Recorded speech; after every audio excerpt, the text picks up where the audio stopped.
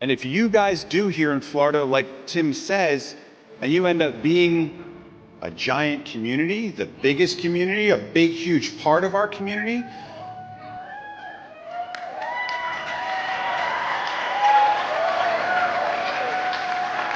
don't let my friends in Texas hear this.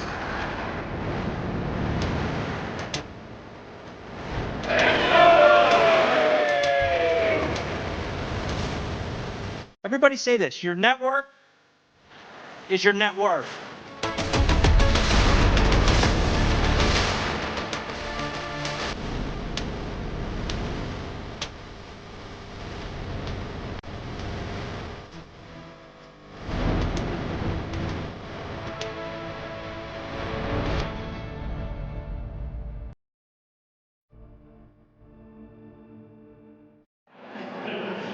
Now I'm going to invite you to the stage. It's Melissa Wade.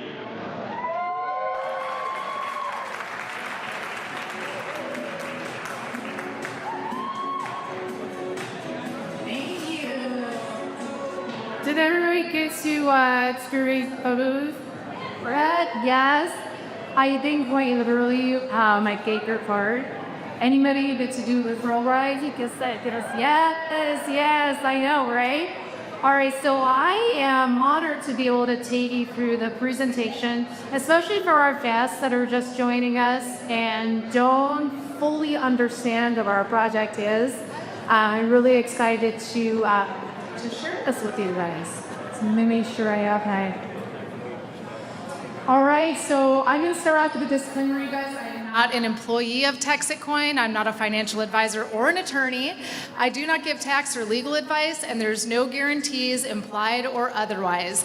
Past results are not a guarantee of future results, not just with cryptocurrency, but with anything in life, right? All right, so we have my disclaimer. And first, a little history. Bobby Gray is our founder. He will be speaking a little bit later tonight, but first you guys have to listen to me before we feed you. Bobby is amazing, you guys. He has a background in alternative currencies, working in the space well before Bitcoin was created. And a fun fact about Bobby, he actually created the Bitcoin logo that we all recognize. Okay?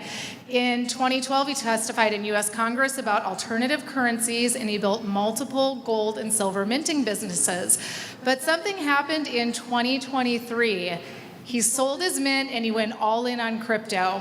And what he did, you guys, was he recognized core issues with modern cryptocurrencies, and he decided to create something better. What he did was he took all of the great qualities from all of the most successful cryptocurrencies, and he got rid of everything that wasn't working. He got rid of the things that, the challenges that a lot of these bigger cryptos had, and he made a hybrid crypto. Founded TEXIT Coin in 2024 as a continuation of his life's work and his commitment to honest money. And he will tell you a little bit more about that later tonight. All right, so before I get started with an overview of our amazing project, I want to give you a few definitions, especially for those of you that are new to the crypto space. So what is cryptocurrency? You guys, cryptocurrency is a digital or virtual currency. It's secured by cryptography, and it's based across a network of computers, a large network of computers. But the long and short of it is it's digital money, okay? So cryptocurrency is digital money. What is a blockchain? It's a digital ledger of transactions that are distributed across a large network of computers, making it secure, transparent, and nearly impossible to tamper with. So if you're old school like me, what did we used to do? We used to get a bank statement, and we used to take our bank register, and we would balance the register. So if you think of a blockchain like the checkbook register for digital money, that's what a blockchain is. Transactions are grouped into cryptographically secured blocks that are chained together. And once a block is added to the chain, you guys, this is what is so important. It becomes permanent and unchangeable. So you can't go in and reverse anything. You can't tamper with anything. You can't change it. And that is partially, what makes this honest money is you can't go in and tamper with it. Okay, and then the last definition that I would love to give you guys is how do you mine for cryptocurrency? Because what we have here is an amazing mining project. So even if you get the concept of what is crypto, I knew all about crypto before getting introduced to TEXIT, but I didn't know about mining. So crypto mining is the process by which powerful computers validate transactions. They add them to the blockchain. In exchange for this work, they're rewarded with newly created cryptocurrency coins and transaction fees. And how we do that is we use powerful computers to solve complex mathematical problems. It's like a mathematical puzzle, and these computers solve the puzzles. And that's how new cryptocurrency is introduced into the circulating supply. All right, so now that we have the definitions out of the way, I'm going to give you an introduction to our project. It's TEXIT Coin, and TEXIT Coin is a layer 1 cryptocurrency mined in Texas. There's a few reasons why we're in Texas, you guys. First reason is Texas has their own power grid, so electricity is a lot cheaper than other places, and Texas is a more crypto-friendly state. TEXIT Coin is a Litecoin clone, and if you know nothing about cryptocurrency, you're brand new, the only thing you really need to know is that it's faster and it's cheaper to send than Bitcoin, okay? Another great thing about TEXIT is that there was zero pre-mined. So there are other cryptocurrencies out there in the space that mine all of their coins, and they mine them, and they mine them, and they mine them. They get all the coins, and then they introduce their coin to, the general population, or they release it for public consumption. But TEXIT Coin had zero pre-mine, meaning there were no TEXIT Coin that existed until the very first block dropped into the blockchain, and then that was when the first TEXIT Coin was created. Now, TEXIT Coin, you get 254 block reward every 3 minutes. So every 3 minutes when a block drops into the blockchain, 254 TEXIT Coin are created. Now, if you know anything about Bitcoin, back in the day when Bitcoin first came about, there were 50 Bitcoin every 10 minutes. So every 10 minutes you get 50 Bitcoin, 50 Bitcoin, 50 Bitcoin. So this went on for 4 years, and then there was an event called the halving. So then there was 25 Bitcoin every 10 minutes, 25, 25, 25 for 4 more years. Then we had a halving. Then there's 12.5 Bitcoin, and so on. So TEXIT Coin has a halving event. 695,662 blocks drop into the blockchain, and we have a halving event.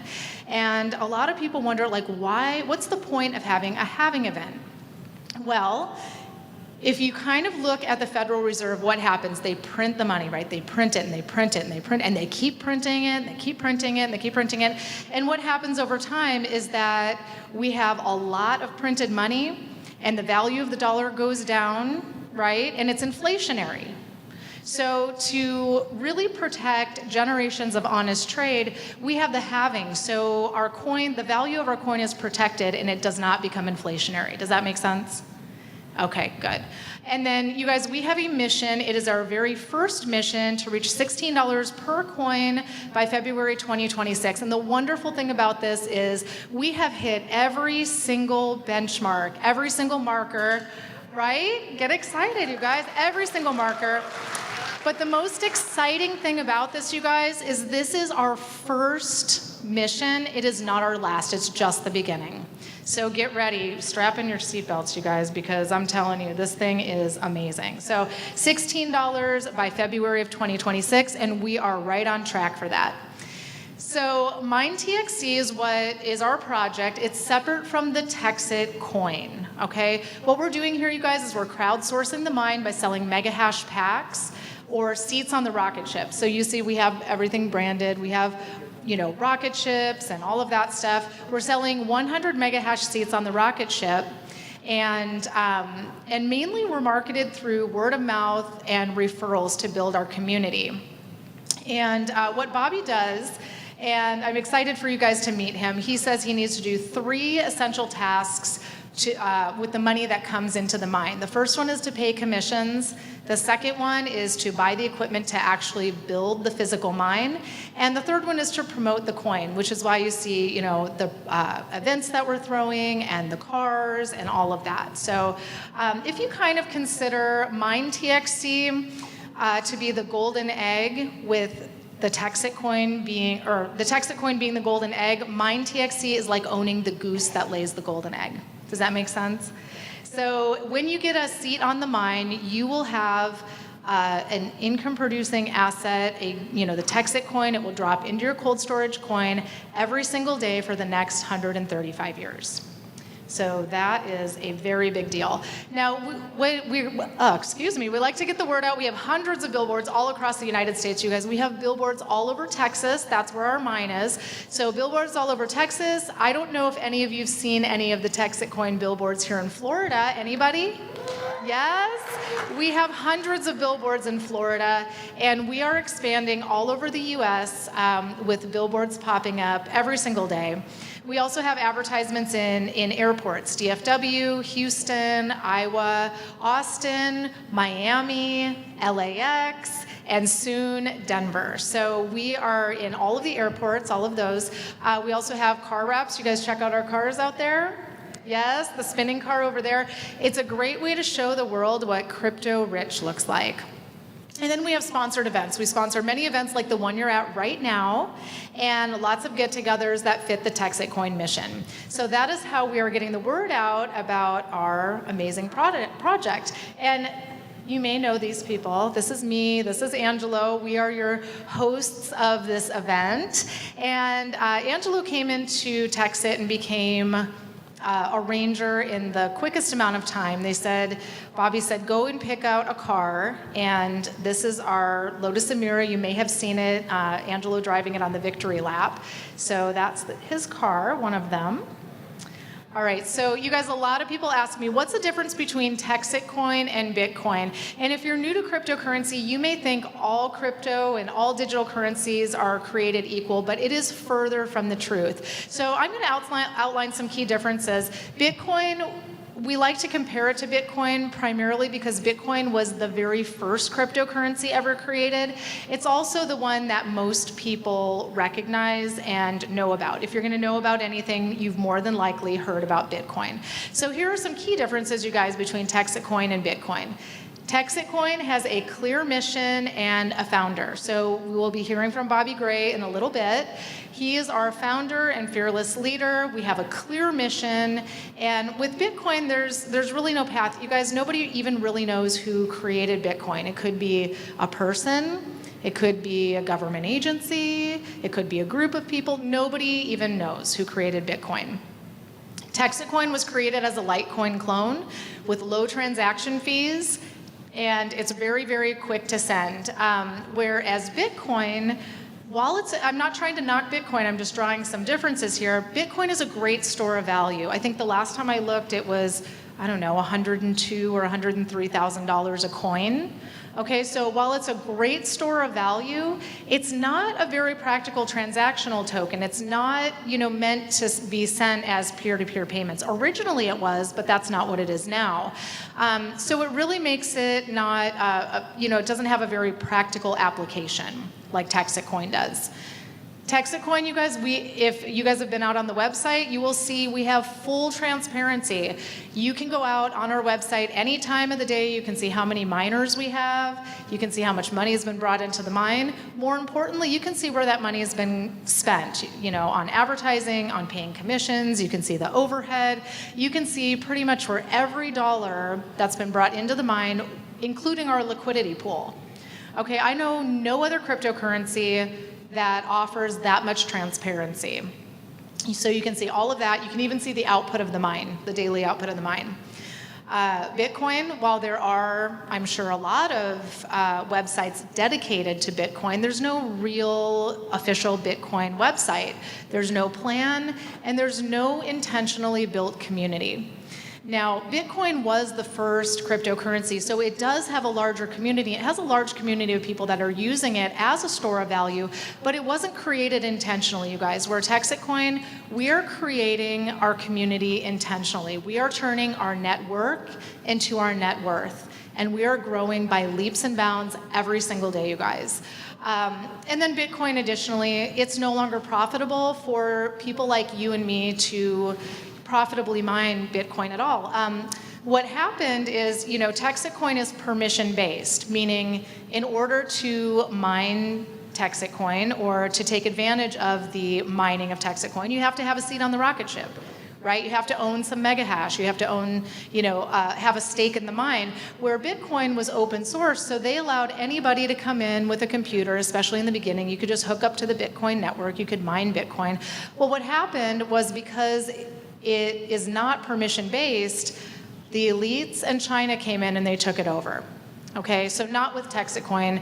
We are an American-made crypto, mined in the US for the American people, not to be taken over by China or whales coming in. Yep. 100%, you guys.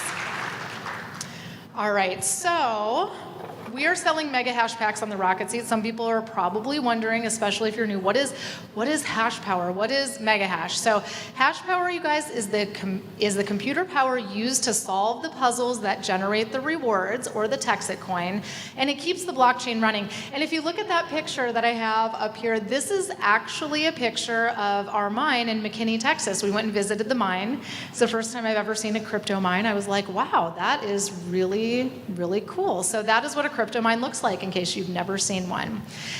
Your mining output, you guys, is dependent on the amount of hash power that you own, and each seat represents a share of the total mining power being dispersed daily. So the more hash power you have, the bigger your payout.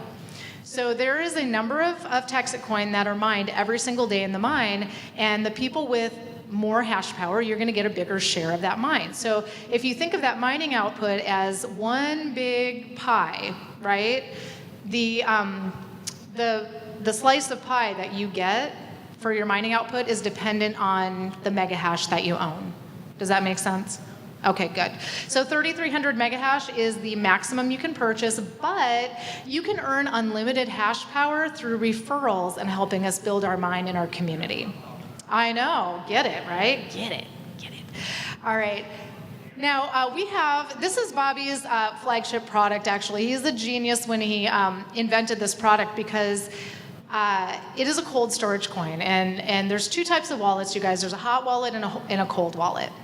So if you think of a hot wallet, a crypto wallet, kind of like a checking account, you can send and receive crypto, you can trade it, you can spend it, you can do whatever you want if it's a hot wallet, right? With a cold wallet kind of being like a savings account. So when you purchase a seat on the mine, you will get one of these cold storage wallets. And what this does, you guys, is it is a mechanism that Bobby put in place to protect people that are new to the crypto space from getting hacked and getting their crypto stolen, right? So the cold storage coin is where your mining output goes every single day. It's automatically sent there. There's a public key on the outside, so you can scan it and you can track your coins every single day going into the mine. So you track that, and then when you want to turn your cold storage coin into a hot wallet, there's a sticker on the back. You're going to peel off the sticker, you scan it in, and it's kind of like smashing the piggy bank. Okay, so you move that from a cold storage wallet to a hot wallet, and basically you're turning your savings account into a checking account. So I tell people, it's okay if you know nothing about crypto, totally fine. You have one job. When you sign up and you get that cold storage coin in the mail, your only job is to keep it safe. Okay, it's kind of like if you have a whole bunch of cash in your wallet. If you lose your wallet, what do? You lost your cash. Good luck getting it back, right? Same thing with our cold storage wallets, you guys. Keep your coins safe. We don't store any backups. There's no way for us to retrieve coins off your coin off of your cold storage wallet if you lose it. So if you're brand new, you have one job in the beginning, that's to keep your coin safe. And then after your coin is safe, your next job is to educate yourself on cryptocurrency. All right, so people ask us all the time, what's the difference between mining TEXIT coin and buying TEXIT coin? And mining, you get a seat on the rocket ship. It starts at $995 for 100 mega hash. It pays out that TEXIT coin to your cold storage wallet every single day. And unlike other crypto projects, you guys, there's no holds and there's no minimum balances. Once you get that TEXIT coin, it is yours to do with whatever you want. Okay, so you could sell it right up. Some people want to sell it. You can sell it right away. You can hold it. But there are no holds or minimum balances. Once you get that that mining output, that is yours and yours only. But also when you join us on the rocket ship, you get access to our referral program and the car program and all kinds of other things that go with it. Now, if you just wanted to buy TEXIT Coin, trust me, whether you decide that you want to mine it or you just want to pick some up on an exchange, it helps our project no matter what. Okay, so just know that no matter what you do, it's helping. But when you buy it, it's kind of like, you know, if you set up an account with Schwab and you go out and you maybe buy 10 shares of McDonald's stock, all you're going to have is 10 shares of stock. Same with TEXIT Coin. You can go out on a crypto exchange, you can buy a set amount of TEXIT Coin, and that's what you have. You're not going to get the daily deposits. You just, whatever you buy, that's what you're going to have. There's no referral program, no bonuses, and it is a 100% passive participation in our project. Like I said, whether you mine it or whether you buy it, it helps our project no matter what. All right, and then I have people ask me, well, what's better, mining or buying? And I say, both. We like both. All right, so our current packages, you guys, 1 seat, 100 mega hash seat on the rocket ship is $995. 3 seats is $29.85, but something magical happens when you get 5 seats, you guys. So 5 seats is $49.65, and instead of 500 mega hash, you're going to get 100 mega hash for free. So that's worth $995. It's a bonus. Okay? Something extra magical happens at 9 seats. That's going to come with 3 pay stations, and you're bonused 200 mega hash. So they definitely sweeten the deal a little bit if you put in a little bit more. Now, for a more serious crowd, we have the 27 pack. Now, this is what I had mentioned. The most you can purchase, the most mega hash you can purchase is 3,300. And then we have the 54 pack. That is everything the 27 pack is, so the most mega hash that you can purchase. But in addition, you'll also receive $27,000 worth of TEXIT Coin at the current market price. So honestly, you guys, the 54 pack, that's going to give you the best of both worlds. You're going to be mining it at the maximum amount, and you're going to have a nice chunk of golden eggs to go with it. All right, so those are our packs. Now, we also have a wonderful affiliate program. If you help us build the mine and get rewarded, we have a program in place for that. So you guys, joining us on the rocket ship can be completely passive. You can set it and forget it. You can just get your seat. You can be totally happy. You can be part of our community and tap into our events and our trainings and our Zoom calls and all of that stuff. But there's several ways that you can earn more hash power through our 1-2 free program and bonuses by helping us build the mine and grow our community. Because I'll tell you guys right now, the thing that really sets us apart from any other crypto project out there is our community. And I don't know if you've noticed this. Yeah? Are we sleeping? Let's hear it for our community. Come on, guys. The only reason why we're all here today is we have a community that we're building around this coin. That's the only reason why we're here today, and I'm so grateful for it. So the other thing that I feel that is worth mentioning is there's no other cryptocurrency out there, you guys, that's doing this, that are doing events, that has an amazing community, but there's no other cryptocurrency that has a dedicated support team at corporate. So I love our corporate staff, and actually Annika, my daughter Annika, is our team dedicated support specialist. And you guys, I know all of the corporate support staff are so amazing. They help with issues regarding the back office, onboarding, training, meeting coordination. If you have a problem, you can send in a ticket. You know you're talking to somebody real that's in Texas at corporate, and they can help you with absolutely everything. Anybody ever try to get support if they had an issue with their Bitcoin? No? Because there is none, that's why. Alrighty. So if you're ready to join the rocket ship, I will remind you, never buy more than you can afford to lose. This is not a guarantee, you guys. This is a wonderful project backed by an amazing community that's growing every single day, but it's not a guarantee. So, don't spend your mortgage money, okay? We have a clear mission. And we'll do everything in our power to send this rocket to the moon and beyond. And another thing that I really love about this project is packages range from $995 to $54,000.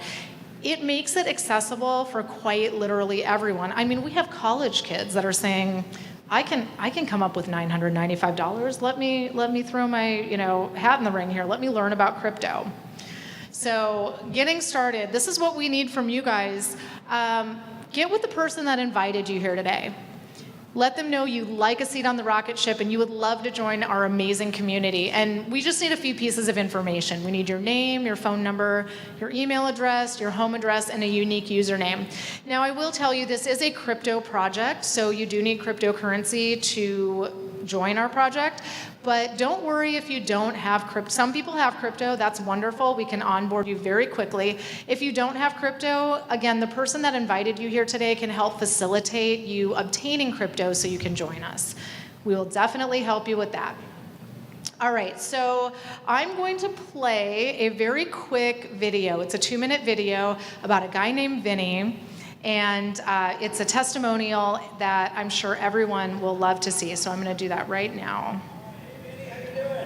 How you doing there, Angelo? Oh, really good. Awesome. Well, listen, if you could just give your testimony on what happened yesterday in regards to TEXIT Coin and your experience, we'd love to share it with everybody. Okay, well, it was a pleasant surprise. I bought TEXIT Coin back in July of 24, and I basically just forgot about it because the person who brought me in said I was getting in on the ground floor of something, and she personally knew Bobby Gray, and I figured let's try to get in on something early, like we all missed Bitcoin, right? A lot of us did. I know I did.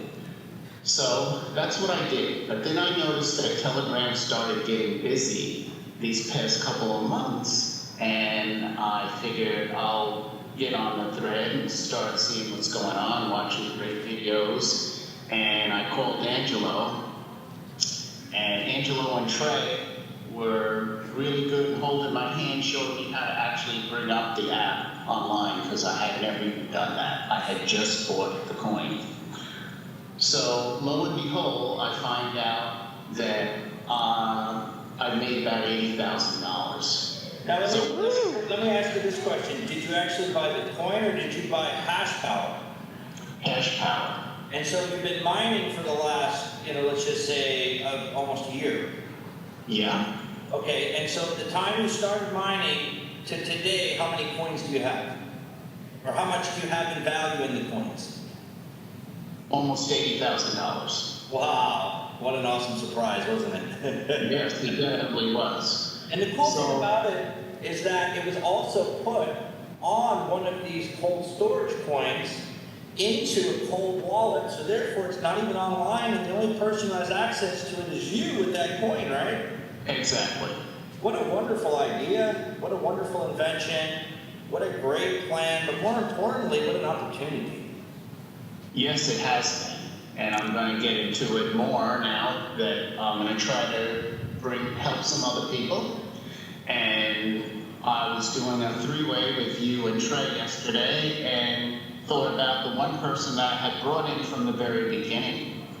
So she hadn't been looking at this either, because we didn't want to stress ourselves out looking at something every day for a year. But now it's exciting to look at. So we did a 3-way with her, and she had spent $1,000, and to her surprise, she made $27,000. Wow. Wow. So she's been working on air all day. Wow, wonderful. Wonderful. Well, thank you for sharing that testimony, and I look forward to what the future has to bring, as long as you just share your experience. Thank you very much, Angelo. Yes, what do you think about that? Okay, so a few points to make about Vinny's video.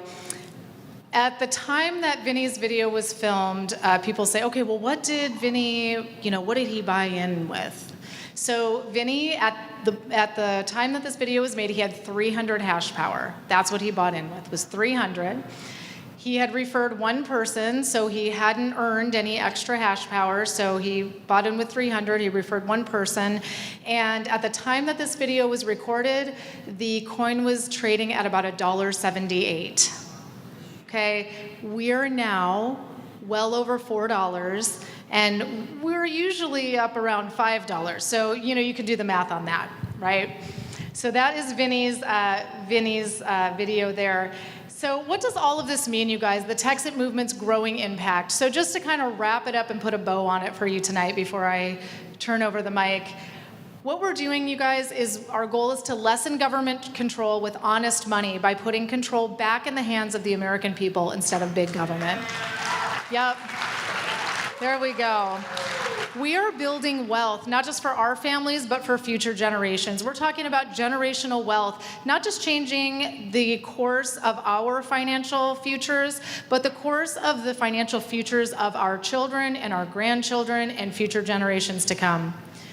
We are introducing a more secure way for people to learn about and manage their digital assets because, let's face it, you guys, crypto is here to stay, and whether you learn about it now or you learn about it later, you have to learn about it, and you're going to have to learn how to protect yourself, okay? And we're innovating cryptocurrency through introducing a hybrid model that takes cryptocurrency as we know it to the next level. So that is TEXIT Coin, and I come from the world of accounting and finance. And what we say in the accountant world is people always lie, but numbers never will. So these numbers are from 2 days ago, and I know the numbers are a bit bigger now. I just didn't have time to update the slide. But this was from Thursday. So just to give you a little bit of an idea of how quickly this project is growing, 3.5 months ago when Angelo and I started with TEXIT Coin, there were around 8,000 miners. As of Thursday, there were 45,961. In 3.5 months, we grew from 8,000 to over 45,000. Yeah, get excited, you guys, get excited. All right, 3.5 months ago when we started, the project had raised about $20 million. Not bad for a beginning project, just starting. As of 2 days ago, we've raised $116 million. I know that number is closer to $120 million right now. So if that doesn't speak volumes about the momentum and the belief that our community has in this project, I don't know what does. So there we go, you guys. Let's hear it for TEXIT. Yay! Okay. Let me see, and I think, and then just so you guys know, in case you are wondering, when we started, I think we were on 3 exchanges. We're now on 7 exchanges. So if you wanted to, I know a lot of people ask, what exchanges are you on? So I did slide the slide in here to show the list of exchanges that we're currently on. And Thursday evening, our coin was at $4.80, but that is the list of exchanges for you guys. All right, so who is up? Oh, let me turn it back over to Mitchell here. Thank you, thank you. Miss Melissa Wade. I want to invite to the stage Mr. Jim Carey, who is going to be sharing us the utility of TEXIT Coin.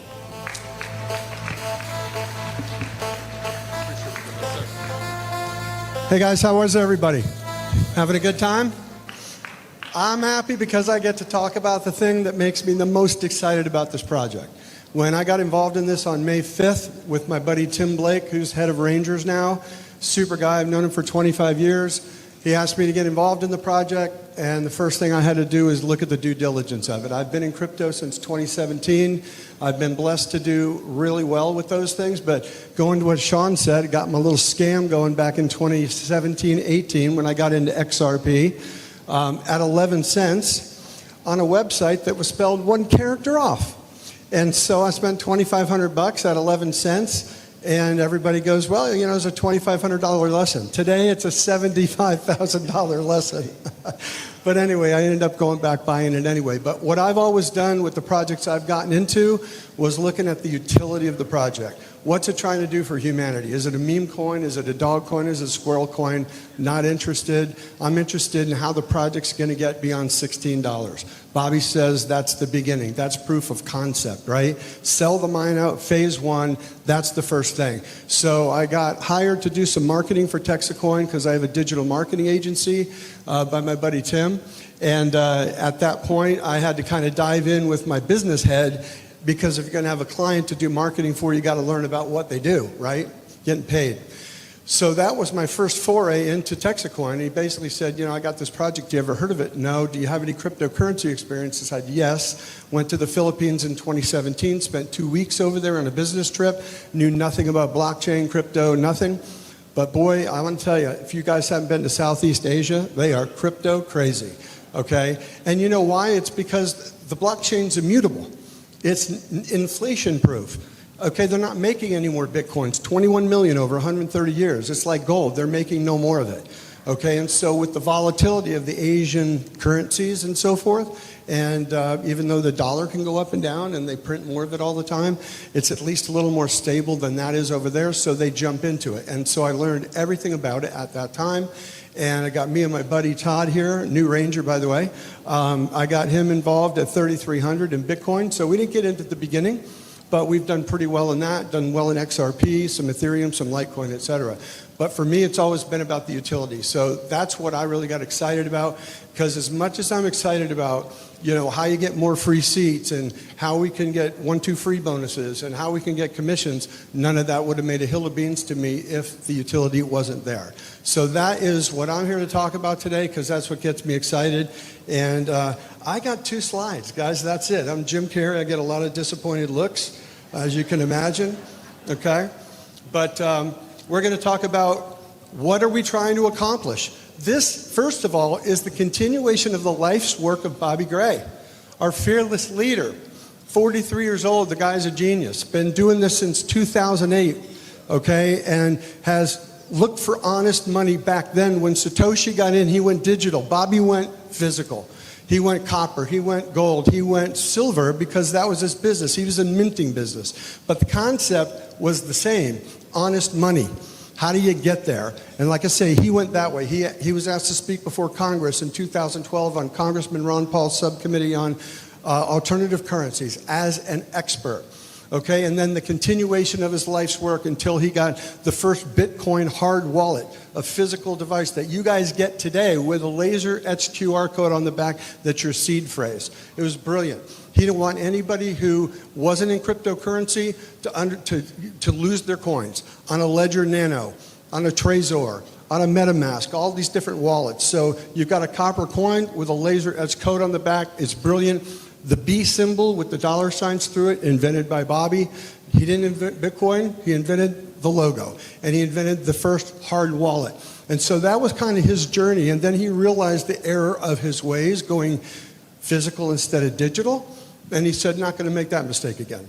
Okay? So then he got the idea for honest money, American-made blockchain in Texas. And I'll tell you this is a layer 1 cryptocurrency that is built as a clone on the Litecoin blockchain.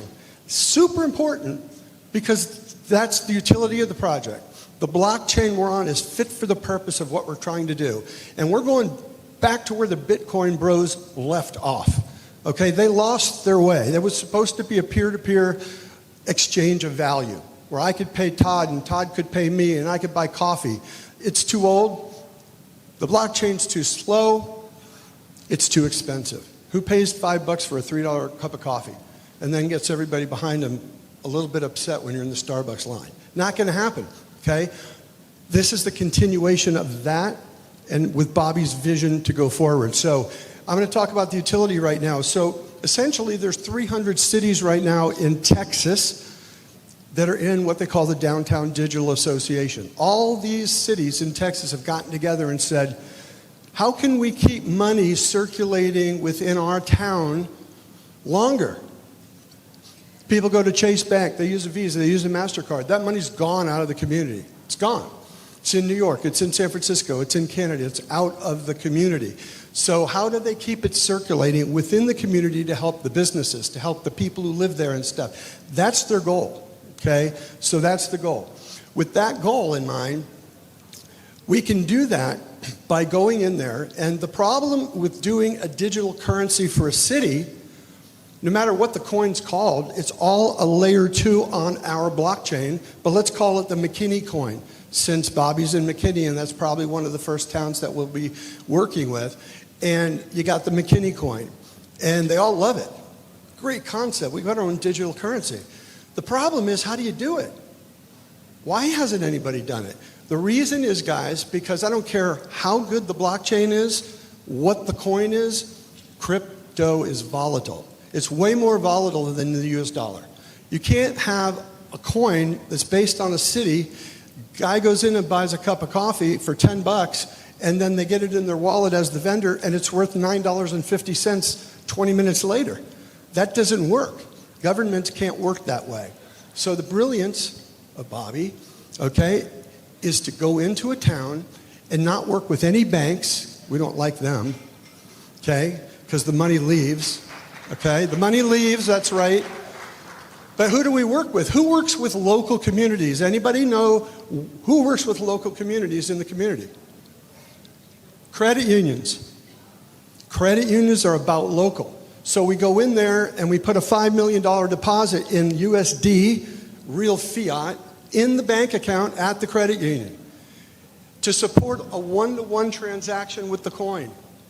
Removing the volatility of the coin, now it's a stable coin. That now clears the way for a city to get involved and say, wait a minute, now I don't have to worry about that whole volatility thing. This could work. I could actually have a coin for the city. That's pretty cool. Now we say to the credit union, do what you do. Loan that money out to the local community, to the local people who want to start businesses, who want to buy a car, buy a house, get a HELOC. Keep it circulating. We keep things moving 4 to 5 times longer within a community by supporting a credit union. And now we've got a stable coin. We've done something no one else has ever done. So we set the stage for that to happen. And now we've got it supported, just like gold used to back the dollar, and now that's a joke, right? Okay, yeah, they got the CR going right now in Washington. How much money are they going to print? I don't know. But at the end of the day, it's going to be inflated again. And again, this can't be inflated. So we've solved that problem. We've taken the volatility away. We've supported the local community. And now what that does next is it creates an opportunity for us to do something special in the community. And we've got a use case. The use case initially, fairs, festivals, and events. I don't know about you guys. I live in Florida right here. We go to the Plant City Strawberry Festival. We go to the State Fair. I know in Texas it's the same way. What do? Hey, kids, you want to go? Let's go wait in the hot sun and buy a bunch of coupons and tickets. Okay, let's do that. And Dad, I don't have enough. Grandpa, I need another ride, and I'm going to wait again and do the same thing. So that's a pain, all right? And the worst part about it is when I leave, I still have it. I got a bunch of coupons that are worthless. I go buy 10 turkey legs on my way out the door. NO, okay? So now imagine a different world. Imagine a McKinney coin that's now supported stable. I might kill myself here. That's supported one-to-one, and now I've got that on my wallet. And I buy that from the convenience of my home. And while I'm at the fair, the festival, or the event, I can buy more. And then the best thing about that is what? When I leave, guess what I got? I got currencies left on my wallet. I got TXC on my wallet, okay? And now what do we have, guys? We have hundreds of thousands of people who go to these fairs, festivals, and events every year that have this on their wallet. And what are they looking to do? Well, they're looking in their wallet app that we create that's got a downtown digital association of businesses, because we partner with the local Chamber of Commerce. And we say to the businesses, hey guys, we're going to have people, thousands of them, walking around with this on their wallet, and they want to spend it where they want to spend it with you. So what do you want to do? I want to put a sign up on my window right next to American Express, Visa, MasterCard that says TEXIT Coin accepted here. That's what I want to do, because I want you coming to my place, right? And so now I've got a ready supply of people walking around with this on their wallet. That's pretty cool. And now I go into the business, and the business, what's the benefit to them? Well, first of all, I'm sending you customers. You're part of the directory. That's the first thing. Second thing is, guess what? No merchant fees. No banks. 1 to 5% merchant fees is what they pay today when you spend with a Visa, a MasterCard, or American Express. That doesn't happen anymore. It's gone. We're built for the purpose on the Litecoin clone blockchain, and the transaction costs are 0.00001. Okay, so now you get to keep more of your money when somebody comes in with the TEXIT Coin. So that's great. Okay, the next thing is Visa, MasterCard, American Express, I'm waiting 1 to 3 days to get my money. When's it going to hit my bank? I'm not waiting. I have a TXC wallet. It hit me right now. It's complete peer-to-peer. Right now. I don't have to wait for anything. So that's pretty cool. And you know what a lot of businesses hate? Chargebacks. Okay, chargebacks are a killer for a business. I've already given you my service. I've given you my product. You have a dispute with me. You don't talk to me. You just talk to your credit card company. And you know what they do? They go, I believe you. I don't believe him, so I'm going to suck the money out of your bank account. And it's gone. And they can dispute that for 278 days. I got Patty here, good friend of mine. She's a new TEXIT Ranger as well. She's in merchant processing, and this is one of the banes of her customer's existence. So now a merchant has no chargebacks. Does that mean that they're not a good business? Absolutely not. They want a Google 5-star rating, right? But they can resolve that dispute with you the way they want to resolve that dispute and refund your money the way they want you to get refunded. And so that is a complete game changer, all right?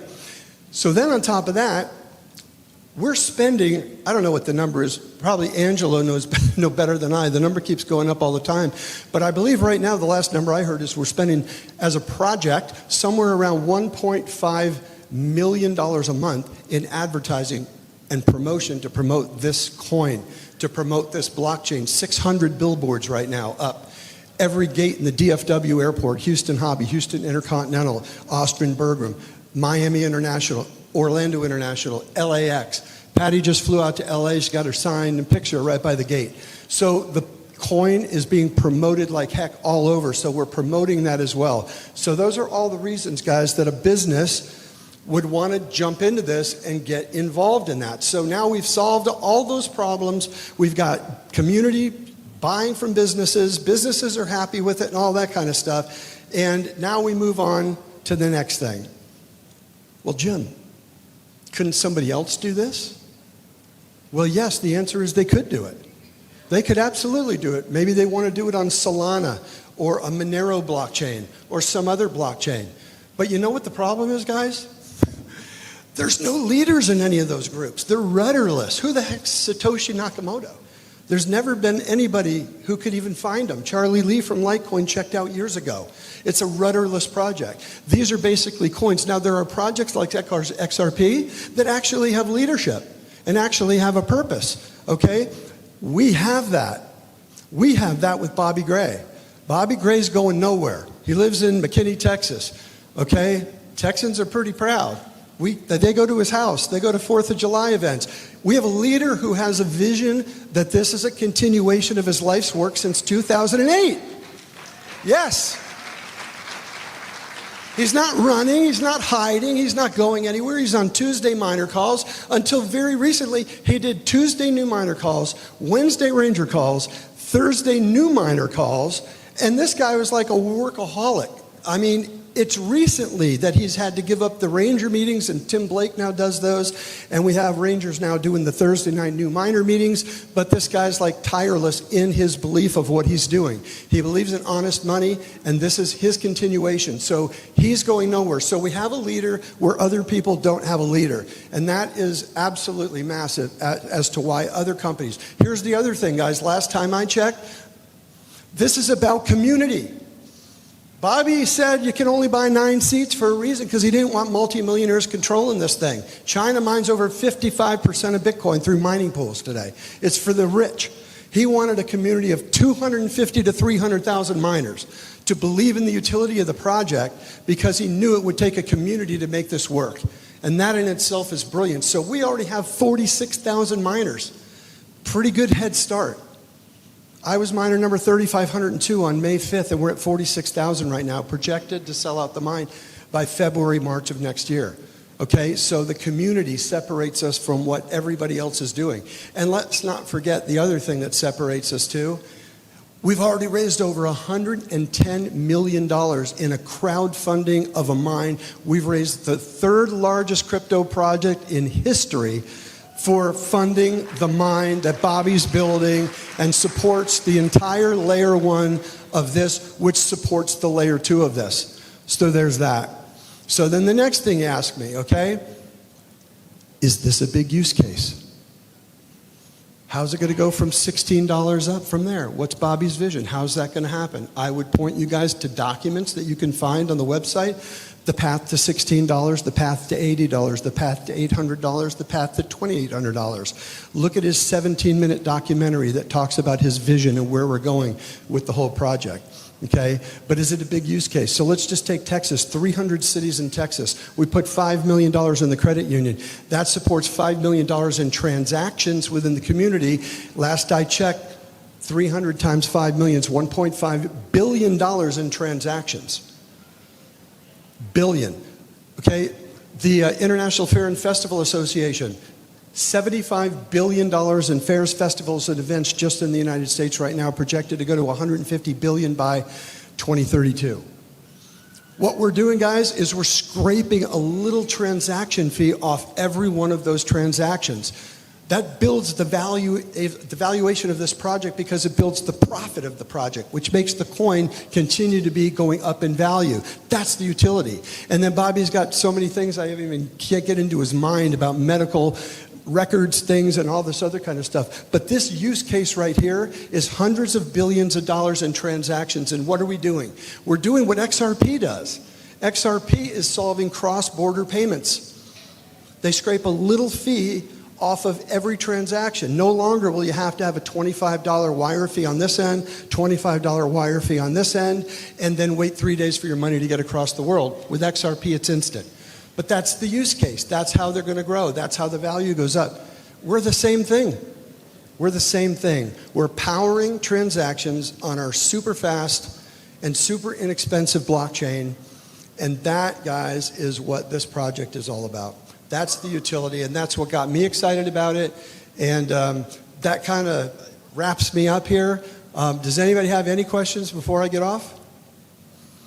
That's cool. Let me just do one more thing. I want to thank Mitchell right here as our MC. This guy's like a stud. Absolutely incredible. I want to thank Angelo, and I want to thank Melissa Wade and Annika Wade, his assistants, and his girlfriend.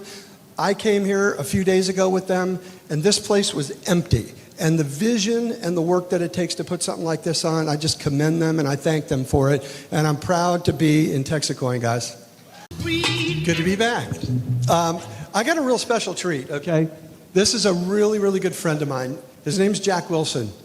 And this is just a unique thing, guys. How many have heard of David Goggins? That famous SEAL who was really famous, wrote a book and all that kind of stuff. And he ran in a race called the Moab 240. It's the most grueling race on earth. You have 110 hours from start to finish to complete that run. You have to qualify with so many marathons, it's not even funny just to even enter the race because they have people die during the race. Real. And I met Jack, and we became friends. And Jack is unbelievable. I think Jack's 57 right now. He ran the Moab 240 2 years ago. 2 years ago. He's going to tell you his story, but it's really cool. And what I love about this is he comes at things from a completely different perspective. You have more inside you than you ever knew you had. Quit shouldn't be in you. And Jack's going to kind of talk to you about that. But let me read you his bio, and I'm going to play you a short video, and then Jack's coming up. Jack Wilson's an ultra-endurance athlete, entrepreneur, and author who embodies the power of resilience in both sport and business. From competing in the Olympic marathon trials and running the grueling Moab 240 Ultra to leading 6 companies to successful exits, including 1 IPO, Jack has proven that endurance, adaptability, and grit are the ultimate keys to lasting success. As the author of Revenue on the Run, and a frequent voice of leadership podcasts such as GTM Confessions and Cyber GTM Talk, Jack bridges the lessons of extreme endurance with high-performance business leadership. His story, born into adversity and fueled by purpose, demonstrates how setbacks can be transformed into stepping stones for achievement. Today, Jack delivers keynotes, workshops, and fireside chats that inspire audiences to build resilient teams, lead with clarity, and adapt to adversity. His message is simple yet powerful. The same principles that carry a runner through 240 miles of pain, exhaustion, and doubt are the very principles that help leaders and organizations endure in a rapidly changing world. And I'm going to play a little video for you, but before I do, I want you to let you know he's my newest miner. So he's in. He's one of us. All right, I'm going to play you this, and then Jack's going to come up, guys.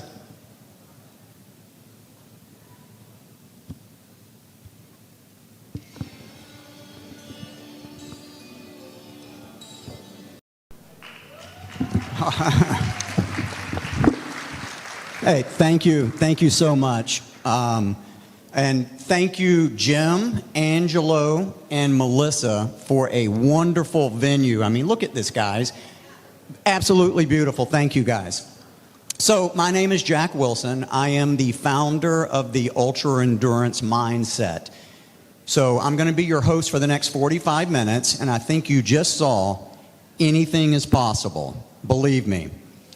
Unlike a lot of the events that I speak at around the world that I'm really not connected to the topic, I fly in, I speak, I leave. I've known Jim for a number of years, and I'm proud to say that 3 weeks ago, I got into TEXIT Coin.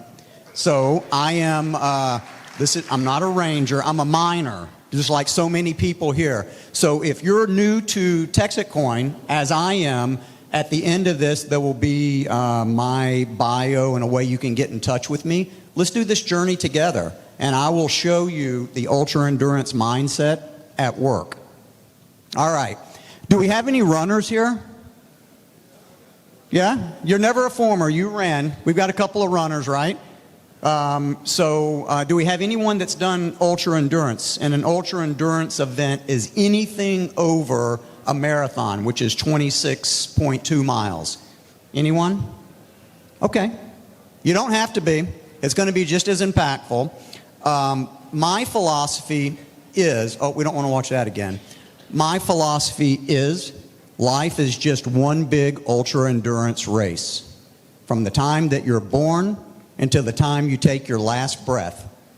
Think about it. You're always training for something. You got to learn how to crawl, walk, talk, eat, get married, have children, make money, right? You're always learning. And at this stage in my life, Jim said, I'm 58 years old. I just got into TEXIT Coin. I know nothing about crypto. So you're never too old to learn and to be a master of your game. Malcolm Caldwell said in his book, The Outliers, that if you do anything for 10,000 hours, you become a master of that thing. I can proudly say I'm a master of 3 things. I'm a master of go-to-market activities with 6 exits and 1 IPO under my belt, which we're going to talk about later. I'm a master of running any distance. I ran my first marathon at the age of 16. I held every collegiate record in North Carolina in some cases for 20 years. I believe I've run over 100 marathons. I've probably run, I believe the count is like 1,700-mile events, and most recently completed the Moab 240. Thank you. No. But the third thing I'm a master of, and I'm probably the most proud of, is failure. I have failed far more than I have succeeded. And what if I were to come out here and start my talk with, I've gone through 3 bankruptcies in my professional career, and I've been fired at least 9 times for lack of performance. I've been a CRO most of my career. So what I've learned along that journey, we're going to talk about in detail. But what you didn't see from this video that we just watched is that I was stupid enough to do it twice. I think you mentioned that David Goggins. So I ran with David the first year that I attempted Moab. I had run many 100-mile races, and I thought, you know, what's the difference? It's just double the distance. I've got this. So at about mile 140, I had run out of water, and I was out there for 8 hours with no water, and they found me talking to a squirrel on the side of a trail. True story. I was in the hospital for 6 hours that afternoon with this rhabdo disease. That's when your kidneys shut down. So it was really kind of a serious thing. So they take me to the hospital, and when I get out of the hospital, I had my crew with me, and I said, hey, take me to the finish line. They said, you don't want to do that. And I said, no, I have to do it. I have to see with my own eyes that this is possible. The first person that I saw across the finish line was a 63-year-old female that looked nothing like me. And I thought, what's happening here? The second person that crossed the finish line was a gentleman, probably 6'4", well over 200 pounds. So I thought, what do these people have that I don't have? And the answer is they were tougher mentally than I was. Now, obviously, without water, you can't grind through it. That was the right thing to do. But the will to win means nothing without the will to prepare. We're going to talk about that in greater detail. So the ultra-endurance mindset, what exactly is the ultra-endurance mindset? It's the unwavering belief that you can go further than you ever thought possible, professionally, mentally, and personally. It's not about speed, hype, or motivation. It's about discipline and resilience. The mindset always wins. A positive mindset always wins in life. So fundamentally, at its core, there are 5 things that make up the ultra-endurance mindset. Relentless forward motion. Progress can be small, but quitting can't. So when you're running these ultra races, did I want to quit? Of course I wanted to quit. It's part of who we are. But the first thing that breaks down on you is your body. Your body, you got a blister. It says, I hurt. I don't want to do this anymore. But then you tap into this. The power of the mind is the only way that you can run 240 miles. It's the only way that you can get through business when things are tough, when you can't make payroll, when you're not selling, right? There's many, many things that go wrong in life. How do you get through it? Positive mental mindset. The second thing is you have to embrace discomfort. Comfort kills growth. All discomfort is data. It's telling you that you're on the right path. The more discomfort you feel on a daily basis, good for you. You're doing it right. The mind leads, the body follows. Endurance is a mental game disguised as physical work. Business is the same. You know, somebody asked me at the last gig that I spoke at, you know, hey, what do you do in business that makes you different? Other than showing up for work every day. One thing that I told myself that I would do the rest of my life, I don't have big goals because big goals can confuse you. I want to be 1% better every day. Everyone in this room can be 1% better, right? You know, even today, there are days that I struggle to get in that mythical unicorn 10,000 steps. You know, who chases the 10,000 steps? There are many times that I'm doing loops in the living room at 10 o'clock trying to get that 10,000. So just because I can go out and run 240 miles doesn't mean that I do that every day. So that's 1% better. You can do that. And another thing that I do every single day, and I think this is something that everyone in this room can do as well, is every day I reach out to 5 strangers on LinkedIn. And I'm not sending just an email, you know, hey, do this. I actually research the person that I'm wanting to target or the company that I'm wanting to target, and I send them a very heartfelt personal message. Think about that. You're growing your network 25 people a week. Think about the numbers. That's something that everyone can do, and it's simple. Team over ego. The strongest finishers are those who lift others up along the way. If it wasn't for the crew that I had in these races, because you got to have someone to pace you. The way most of these races work is you do the first 70 miles on your own, cold turkey. Then you can pick up a crew. And you've got one person that runs with you through the night or through the day just to make sure, because you got to think you're sleep deprived. There's a lot that can go wrong out there if you're by yourself. So you've got someone kind of navigating you. They can't touch you. They can't carry anything. They can't provide any assistance. They're there really as emotional support. And God knows the person that ran with me got a lot of emotion, because I'm not ashamed to say that anyone that does these races, it breaks you down to the bare minimum. David Goggins, I've seen him cry. I don't think you can do one of these things without being human. It's very painful, for sure. Process before outcome. Focus on the next mile, the next call, the next decision. Hope is not a strategy. So many people say, man, I hope that this happens. I hope that that happens. I always cringe, because if you're hoping, chances are it's not going to happen. You've got to actually work for it.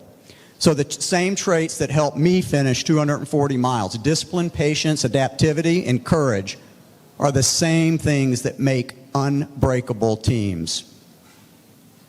So, how did I get here? What's the backstory? How did Jack become Jack? I was born in 1968, Baptist Hospital, Memphis, Tennessee. 2 pounds, 8 ounce preemie, both lungs collapsed upon birth. So I was in an incubator for the first 3 months of my life, clinging to life actually, not the way to start my race. So after I got through the critical part of that, my parents were told that I would have a normal childhood, but I would never do anything athletically inclined. I would never have the lung capacity to do that. So the first 8 years of my life, I was on the sidelines watching all the kids play, get picked for sports and teams, and I just sat there saying, man, maybe one day my fate will change. And it did. At the age of 8, my mother enrolled me at the local YMCA in Memphis, Tennessee. And about 2 weeks into that program, we were out on the track. Of course, I was sitting in the bleachers because I wasn't allowed to run. And one of the coaches said, hey, can anyone here run 4 times around this track? I said, I think I can. He said, aren't you that kid that can't run? I said, no, that's not me. So I'm very proud to say that the very first mile, the very first time I actually ran at the age of 8 years old, I ran a 7-minute, 46-second mile in a pair of high-top Chuck Taylors. It's the only shoes I had. So if you guys ever watched Forrest Gump, from that moment forward, I was running everywhere I went. I ran everywhere. People would actually come to my parents' house and tell my mother that we saw your son in town today, which was about 6 miles one way, 6 miles back, and my mother would just smile. She'd say, I know. It's okay. He's got this. So I went on to, as I mentioned earlier, I held about every record in the state of North Carolina in the mile, 2 mile, cross country, and in some cases for 20 years.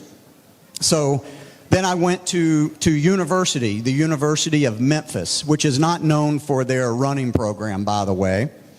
But both of my grandparents were still alive, and I thought it was a great opportunity to get a free education and to see my grandparents, quite honestly. So my collegiate career was off to a great start, and then I got invited to be an elite runner at the 1988 Boston Marathon, which for any kid, that's like the highlight of your life. I no longer have to go to the porta potties outside. I've got my own private bathroom, and I'm with all of the elite runners. So finished the Boston Marathon in place 23, and then Runner's World magazine said, hey, we want to do an article with you, the future of distance running. How about that? For a 19-year-old kid that didn't stand a chance earlier, now I'm in Runner's World magazine. I'm off to the races. Next thing that happened to me, I'm a sophomore in college. Nike approached me about turning professional. So I did what any kid in college would do. I quickly dropped out of college, and I went to run for Nike. So I ran for about 2 years with Nike, ran the Olympic time trials, and what I was starting to realize was that running for someone else and running the events that they want me to run, it was taking the passion, the thing that made me me. Now I'm running for someone else, and I didn't like it at all, and I didn't really know what to do other than to quit and go back to school.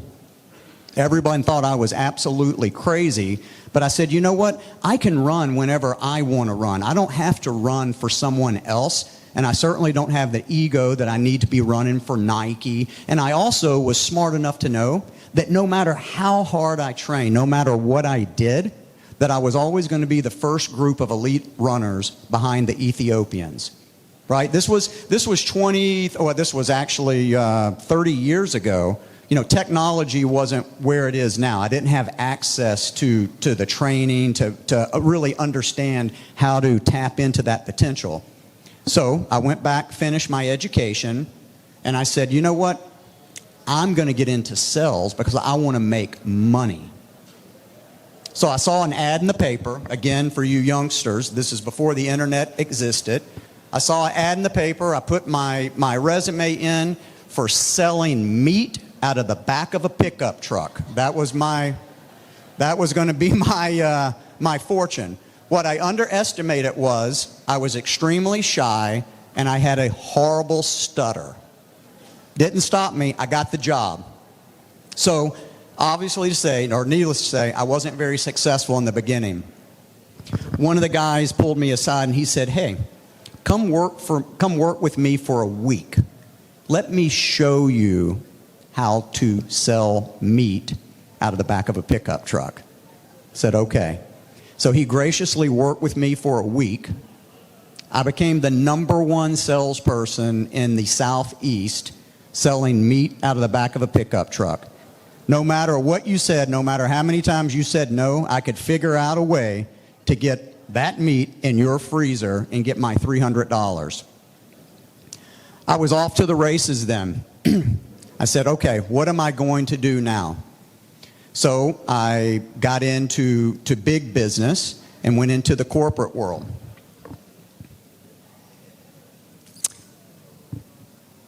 Along the way, I said it earlier, but I met a gentleman when I was running professionals. His name was Yuma Ikonga. He actually won the 1988 Boston Marathon. And I'm sitting next to him the evening of the race. And back then, the technology was carbo loading. You just ate a bunch of pasta, right? That was the technology we had. You eat a bunch of pasta, you can go run 26 miles really fast. So Yuma told me in very broken English, I said, hey man, what's your philosophy? How do you do this? And he didn't say it exactly like this. This is the way I heard it, and I've made it my own statement. He said, the will to win means nothing without the will to prepare. In one ear, out the other. I probably wasn't at 19, old enough or smart enough to really understand that. But when I got into the business world, it really made sense to me, right? Everyone in this room wants to be a winner. You are winners. The thing that separates you from others is you're putting in the prep. You're here on a Saturday talking about something that you're passionate about. Congratulations, first step. But guess what? You're going to have to put in the work. You're going to have to put in the effort. And that's where most people fail. I guarantee you the bum on the street that you see frequently, he had parents, had aspirations, was going to do big things. Something happened along the way. Everyone wants to win, but very few people want to actually put in the grit and the tough work to be a winner.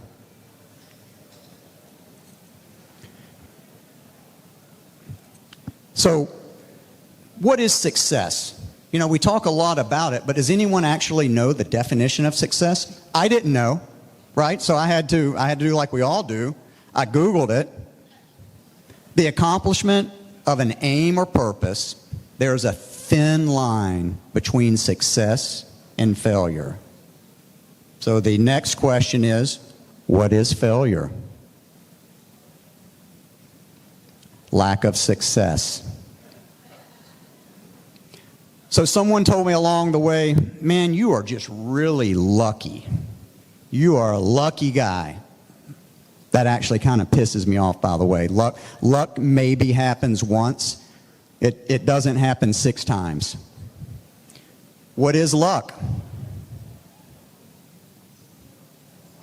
There you have it. In my opinion, success isn't a straight line, right? You know how many people I talk to today that says, man, I can't wait to, I'm getting ready to exit this company. I'm done. No, you're not. You're not done.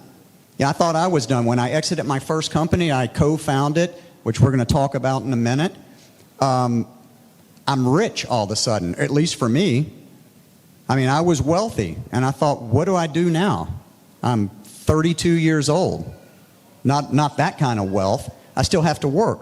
So I got in it, and I kept doing it. You know, success is not linear. I think that once you have success, you want more success.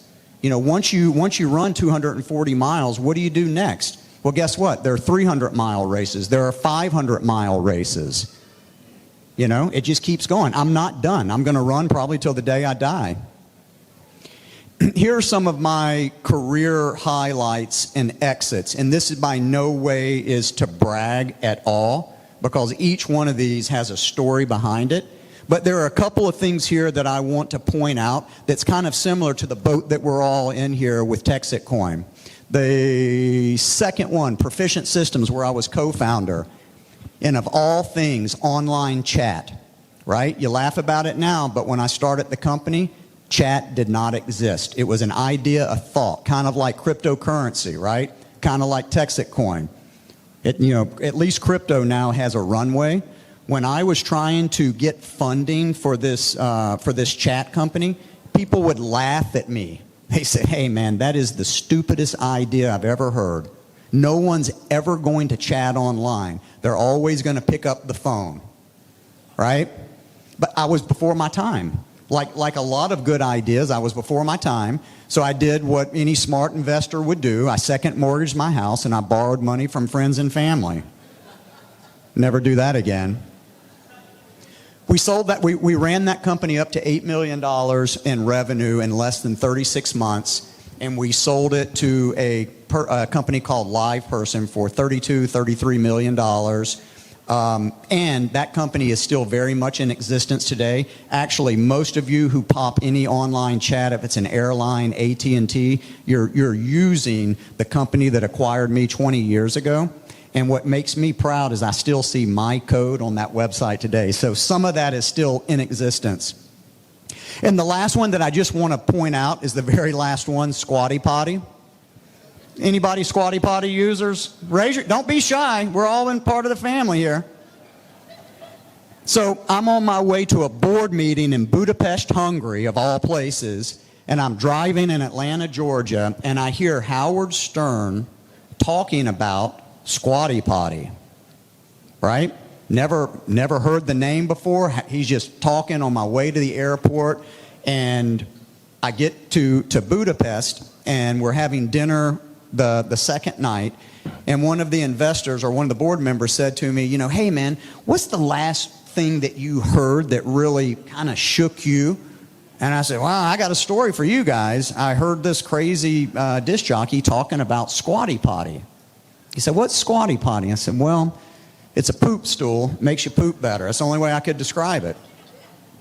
So once everybody had a good laugh, I pulled up the internet. And if you guys remember the pooping unicorn that pooped in different colors, if you ever saw the Squatty Potty commercials, that was the only advertisement they had. And one of the board members said, hey, we've got to have that here. Make it happen. I said, I just heard I don't know anyone. He said, but you're an American. You can figure it out. So I started cold calling, right? Just started cold calling people. I ended up getting a contact center that said, you know, hey, we just answer their calls for them. The people that you're looking for, they live in Utah. It was a husband, wife, son team, and they were selling all of their Squatty Potties at the time at fairs and carnivals. They didn't even have an online presence. Fairs and carnivals. Reached out to them. They said, hey, we have no interest at all in going international. Everything that we do is going to stay here in the States. We're proud owners, you know, U.S. made. I said, well, can I buy the exclusive rights for Poland, Hungary, Austria? She said, yeah, meet with my attorney.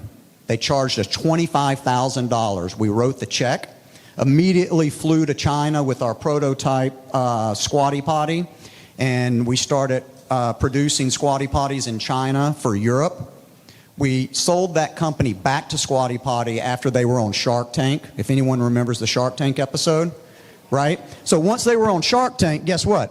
They want to go international, but I had the exclusive rights. So they tried to buy back their rights 3 different times, ended up selling the company to them for $1.2 million 5 years later. And the reason I tell that story is you've got to keep your eyes open. If you're going to be a grinder, just because you're an expert at one thing today doesn't mean you can't be an expert at something else. You've got to look where opportunity comes. And we all found the opportunity here, and we're all together. So look around here. You know, other people saw the same thing that you see. The goal is to be rich. Rich in health, rich in peace, rich in love. The money is the bonus. I don't work for money anymore. I work for happiness. And guess what? My happiness has created much wealth for me, and it will for you as well. What am I doing these days? I live in Maine. I moved out of Georgia during the pandemic. I live on an island in Maine, and I give back to the startup entrepreneur community in Maine. Everything I do in the state of Maine is at no cost. I work with a lot of young entrepreneurs, and 2 of them are actually doing really well. And I'm proud to say that I'm going to be taking the first ultra endurance race to Maine in the fall of this year. It's not public information yet, so it's the first time that I've actually said it out loud. But the Maine Moose 207, we're going to have a 207-mile race in Maine in probably September of this year. More to come on that. And if you want to engage with me, I do keynotes, I do fireside chats, I work with corporation sales organizations. Please scan the QR code. It'll take you to my website. I'm here. I've got no place to go except back to Maine tomorrow. So I'm here all evening. If anyone wants to engage in a conversation about anything that I spoke about today, please just hit me up. Be more than happy to have a conversation. Jimmy, do we have time for questions or anything, or is this done? Yeah. If we got any questions while no one's ripping me off stage, raise your hand. Anyone? No, come on, guys. Yes, sir.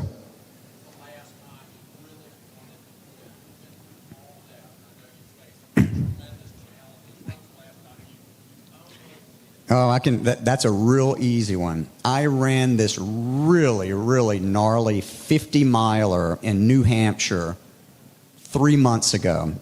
And I'm about 28 miles in. And if anyone's ever run trail races, all it is rocks and roots and leaves cutting. So you can't see anything. You know, you're on a trail about the size of you, right? And so you're running. I'm about 28 miles in, and I fell. And when I fell, I dislocated my right shoulder. I mean, I heard it just pop.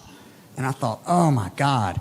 And so when I was getting up off the ground, it popped back in, which was just as bad as it popping out, by the way.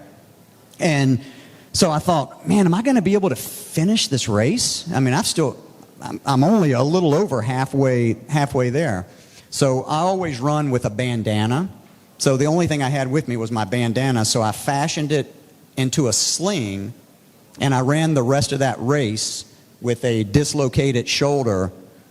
However, I wanted to quit mile 29, 30, 31, 32, and there was just something inside of me that said, you know, my legs aren't broke. You know, I mean, if I quit, this is still going to be just as jacked up when I'm sitting at home saying I quit. And I can proudly say that out of all the races I've done, and I've done hundreds of them, I've never quit. ever. Now, I've been taken off in an ambulance and things like that, but I've never quit.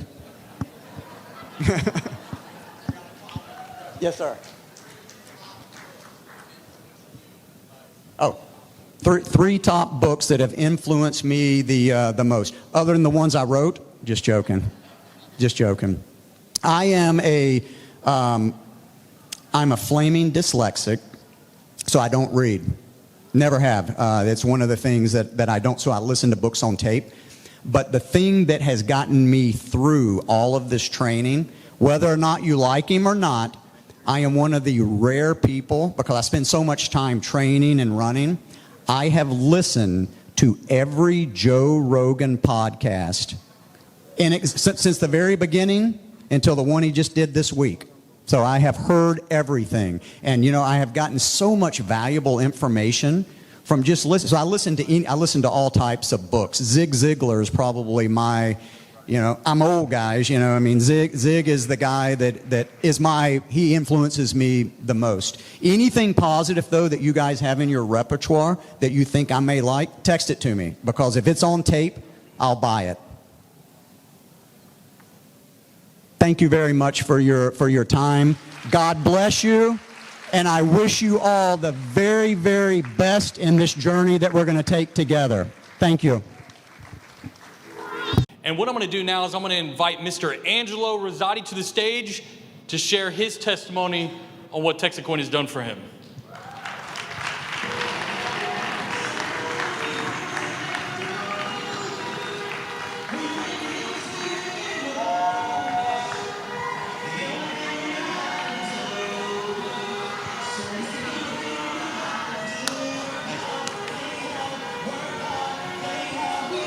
Is everybody having a good time? I can't hear you. I said, are you guys having a good time? So welcome, welcome, welcome. Wow, that's a tough act to follow. And I'm so proud of Melissa. She was my very first sponsor. See, guys, if the less is possible, the greater is even more possible. Talk about sponsoring up all the way. Thank you, Melissa. Thank you so much. So yeah, gosh, where do I start? I guess it was about 7 years ago, I went to this motivational speaker, and they said, manifest your reality, right? And make your reality, speak your reality into existence. So I'm like, okay, let me just try it. Let me see if it works. Because I like trying things. Why not, right? The mind is like a parachute. You have to open it for it to work. And so I'm like, okay, I'm going to say every day is a vacation. I'm going to put on my business card, every day is a vacation. I'm going to write it, you know, as a note, every day is a vacation. When somebody calls me, guess what I say? How about everybody say it? Say, every day is a vacation. And would you believe it came true? Wow, we are powerful people, aren't we? And so let's speak things into reality, right? And so where I grew up in northern Minnesota. I was raised in the Minneapolis area, but I was born in Hibbing, Minnesota. My dad was from Coney Island, New York, and I grew up in the carnival business. Fairs, festivals, amusement park. Raise your hand if you've ever been to an amusement park or a fair. How about the state fair, right? And so I remember when I was a little kid, one of our jobs, because it was a family business, was to straighten out the money, right? It's a cash business. And you got to straighten out the money. And I remember it was like the pyramid of money on a Saturday in St. Paul, Minnesota. Straightening out the money, and I always liked them $100 bills, right? But I always would say to my dad, why do we work so hard for this money that they print? Why don't we start printing it? When I was a little kid. You remember that, Anthony? Oh, no, you were a baby. Actually, there's my little brother. Give him a round of applause, please. Like, isn't this nice? We can bring our families and have family businesses. That's how I was raised. I was raised to, you know, work with our family, and we lived with our family, right? And so then and I'm like, Dad, I don't know, all right. He's like, go to college and read the Book of Knowledge. And so I'm like, okay. I went to the University of Minnesota, St. Cloud. They have a good hockey team. I got my master's in, I think, beer 30, right? Throwing parties as a college kid. And then I called my dad. I said, Dad, I've been going to school. I got some decent grades, but I think this is a scam. They're teaching me to go work for somebody. Like, what the heck? And I would go out and work every summer and pay for that tuition. My dad's like, you go to school and you come out and play a couple fairs with me and I'll pay your tuition. So I was like, literally, the exchange was I was working for that tuition. And then I realized, well, I'd rather take my money and put it into something, right? So I was in the amusement industry for 22 years. I was very successful. I had over 150 concessions. But I realized that my business owned me. I didn't own it because I couldn't duplicate myself. And then I got in the business of duplication. And I said, you know what? I'm gonna take some mentorship from people that have what I want, right? And that's what led me to the crypto space. In 2014, I had one of my mentors call me and tell me, I found the pinnacle of my career. And it has to do with Bitcoin mining and cryptocurrency. And so I wrote crypto with a K, like kryptonite. Everybody say research. See, it's up to us to find the information. Right now, there is the information highway out there. And we can find anything we want if we go and look for it. It's up to us. And so I literally studied for like 72 hours. And I was studying and I was learning and I was like, okay, I see what Bitcoin is, and it's this digital money and it's created by this, I don't know if he's Chinese or Japanese, Satoshi Nakamoto. Kind of a cool name, right? And then I learned what Bitcoin is. Now, is there anybody in this room that does not know what Bitcoin is? Raise your hand. Never heard of it before? But you just don't know what it is. Okay. Anybody else? Okay. So at that time, I guarantee you, almost everybody would raise their hand. Nobody knew about it, right? And so I made the decision to understand what Bitcoin is. I made the decision to understand what Bitcoin mining is. And since I got involved, I've been on about 12 different decentralized boards of different kinds of creating cryptocurrencies, and also platforms. I was an expert at creating these platforms and just looking at these different companies. And you know, when it comes to new technology, we have to be very, very careful because there's a lot of scams out there. And I would say I put in my hours. They say that if you put in 1,000 hours, you become a master, you become an expert, and you put in 10,000 hours, you become a master. I think I'm borderlining, I would have to say, my master's degree, right, in this space. And we had a lot of things that we were involved with that were very successful, a lot of things that were failures. Bitcoin mining was something that was very near and dear to me because, like Melissa said, the goose that lays the golden egg is much better than the egg, isn't it? And so if you can generate it on a daily basis, if not a minute-by-minute basis, every time that block falls, wow, now we're printing money. So now my manifestation is for real. I'm printing money? Wow. And you know how many times the government in China has said Bitcoin was dead over the last 15 years? A lot, right? And it's still here, isn't it? So it's one of them things, if you can't beat them, join them. So that leads me to an event we had in 2017. I was going to these crypto events, and there was a guy by the name of Bobby Gray promoting something called a cold storage coin with a little Bitcoin logo on it, and then a cold storage coin with a little Ethereum logo on it, and Litecoin and Monero and all these different cryptocurrencies. And what Bobby said was, I want your crypto money. I love your crypto money, but I don't want nothing to do with you crypto guys, you're shady. And I said, Bobby, why don't we take this and do some kind of direct sales? If I tell two that tell two that tell two, this is a great product. And he says, no, all you guys are slimy. And so that conversation was a brainchild and really didn't go nowhere. And then 2000, as Melissa said, Bobby's story, 2023, right after COVID, he sold his mine, decided to do this. And I heard about it. We were supposed to cross paths. Everybody say, you missed the call. He called me. It was when who's the guy that just gave the testimony? Vinny, where's Vinny? Is Vinny here? Vinny! Oh my gosh, he's alive.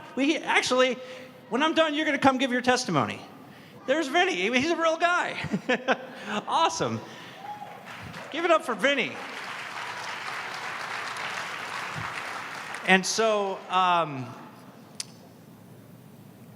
missed the call. It's okay. Everybody say everything happens for a reason. Right? And so,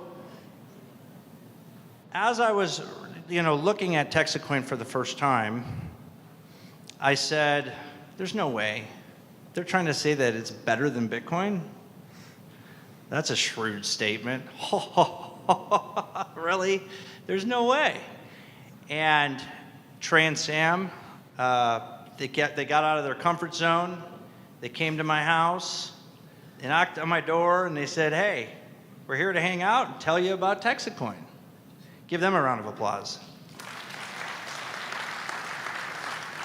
And so by them coming to my house, now I actually took a look at it. And when I seen what Bobby did with the coin, I was beyond impressed. And so the whole thing about Bitcoin is, it's a great store of value, but we know the only reason is because it's first. It has a network. Your network is your net worth. And so what if there was a hybrid coin that had the capabilities and qualities of Ethereum, XRP? Anybody ever heard of XRP? Raise your hand. Right? That's permission mining, but 100% mined. And then now give power to the people, where now you're earning this cryptocurrency every day, and it's not pre-mined. So right now, there's only a small fraction of the TEXITcoin that's out there. And you could take a product, everybody say product. Don't miss this. We have a product. See, and when I look at companies, I'm like, okay, because I had looked at a lot of companies. People would fly me all over the place. For the last 10 years, I have pretty much had, more than I can count, first-class tickets to go look at companies. And when I seen what Bobby had done, number one, with the coin itself, it was hands down unbelievable. And I think it took me maybe, about 24 hours to get started? About 24 hours to get started. And there's a lot of companies that I have went and helped, and they'll give me a big bridge agreement just to come in. Give me a big check to just say, hey, come in. I came in with, I bought a 9-pack. I bought a $9,000 pack, and I said, I'm going to show Bobby, I'm not going to tell Bobby. And I'm going to show him what I can do. And in the first 4 days, I capped out. Everybody say cap out. What does that mean? That means you just shared with enough people to where I have 3 pay stations, 1, 2, 3, and I capped it out at $9,000. So now when I put in $9,000, and that first week I got my $9,000 back, how much am I playing with, or how much of my money am I playing with now? Wait a second. I've been involved in some deals, but never one like this. But guess what happened every single day while I was doing that? I was making my TEXITcoin, wasn't I? And I was watching TEXITcoin go from 60 cents to 62 cents to 67 cents to 68 cents. And I'm like, wow. If the less is possible, the greater is even more possible. But more importantly, when it comes to cryptocurrency, everybody say this, your network is your net worth. Okay, so what does that mean? That means that Bobby has created his network, and he's creating his net worth. And as the more people find out about this, the more valuable the coin's going to be. We were involved in many projects where that happened, and it had zero value. The coin had nothing. just a network. And I watched the coin go from 2 cents to $250. And so Bobby listened. Everybody say this, Bobby listened. Right? Because smart people, they learn from their own mistakes, don't they? If I trip, I'm going to learn not to do that again. Otherwise, we operate with an insane mentality, right? Doing the same thing over and over and expecting different results. Okay, so what Bobby did is he started learning from other people's mistakes. He was learning from all these different projects, the issues they were having. He learned from different cryptocurrencies and the issues they were having. And he said, I'm going to create belief. Everybody say belief. See, your belief goes from here to here. My belief went from here to here when Trey and Sam came to my house. And then it went from here to here to here. The question is where will your belief go? And how fast can you get it there? That's it. It's all about your belief. So as we're here today, and where we're at, we're building Florida. And I put this huge intention. My goal, when we started, first I said is my goal is to find 12 Rangers. Why? Because, well, we should not, I mean, who's the one man that walked the earth that we should learn from? My Lord and Savior, Jesus Christ. And he found 12 disciples, right? There's a 12 on this car for a reason, ladies and gentlemen. Do you see it? We are powerful creators. If we speak it, we can make it happen, can't we? And so my goal was to initiate 12 Rangers, and then I've done my job. And so tonight, that's why we're having this event. We are initiating the new leaders. We're initiating Rangers. And so thank you, Sam, for putting together the name for this gala, right? So we could have a gala. Why not? And dress up fancy and give out a bunch of cars, like seriously.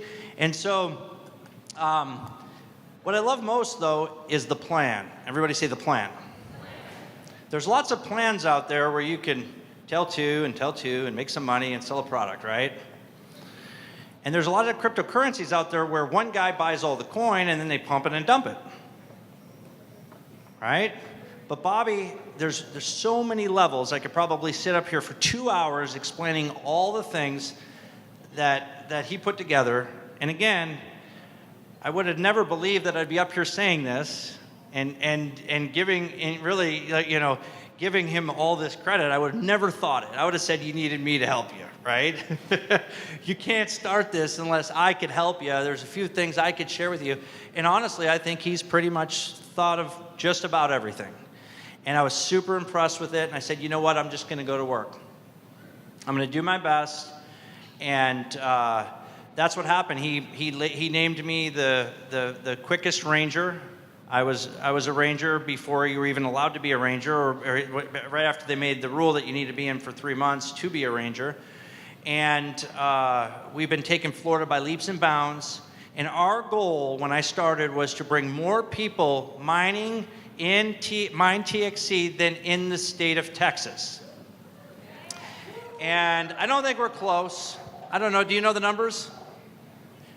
I think that we got work to do. Everybody say, we got to go to work. And that's why we're here today.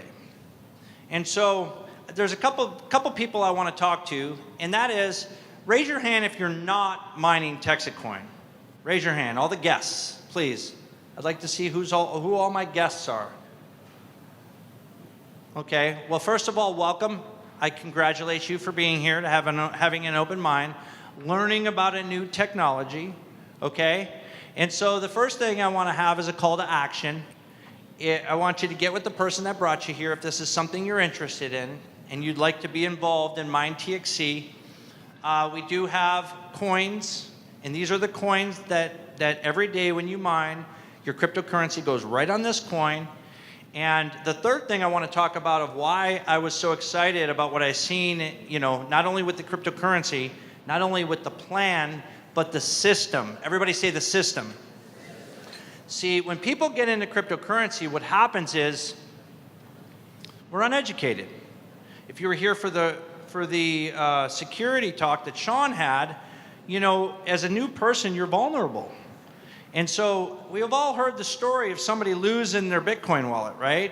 Or losing their computer they had Bitcoin on, or getting hacked for their cryptocurrency, or whatever the case may be.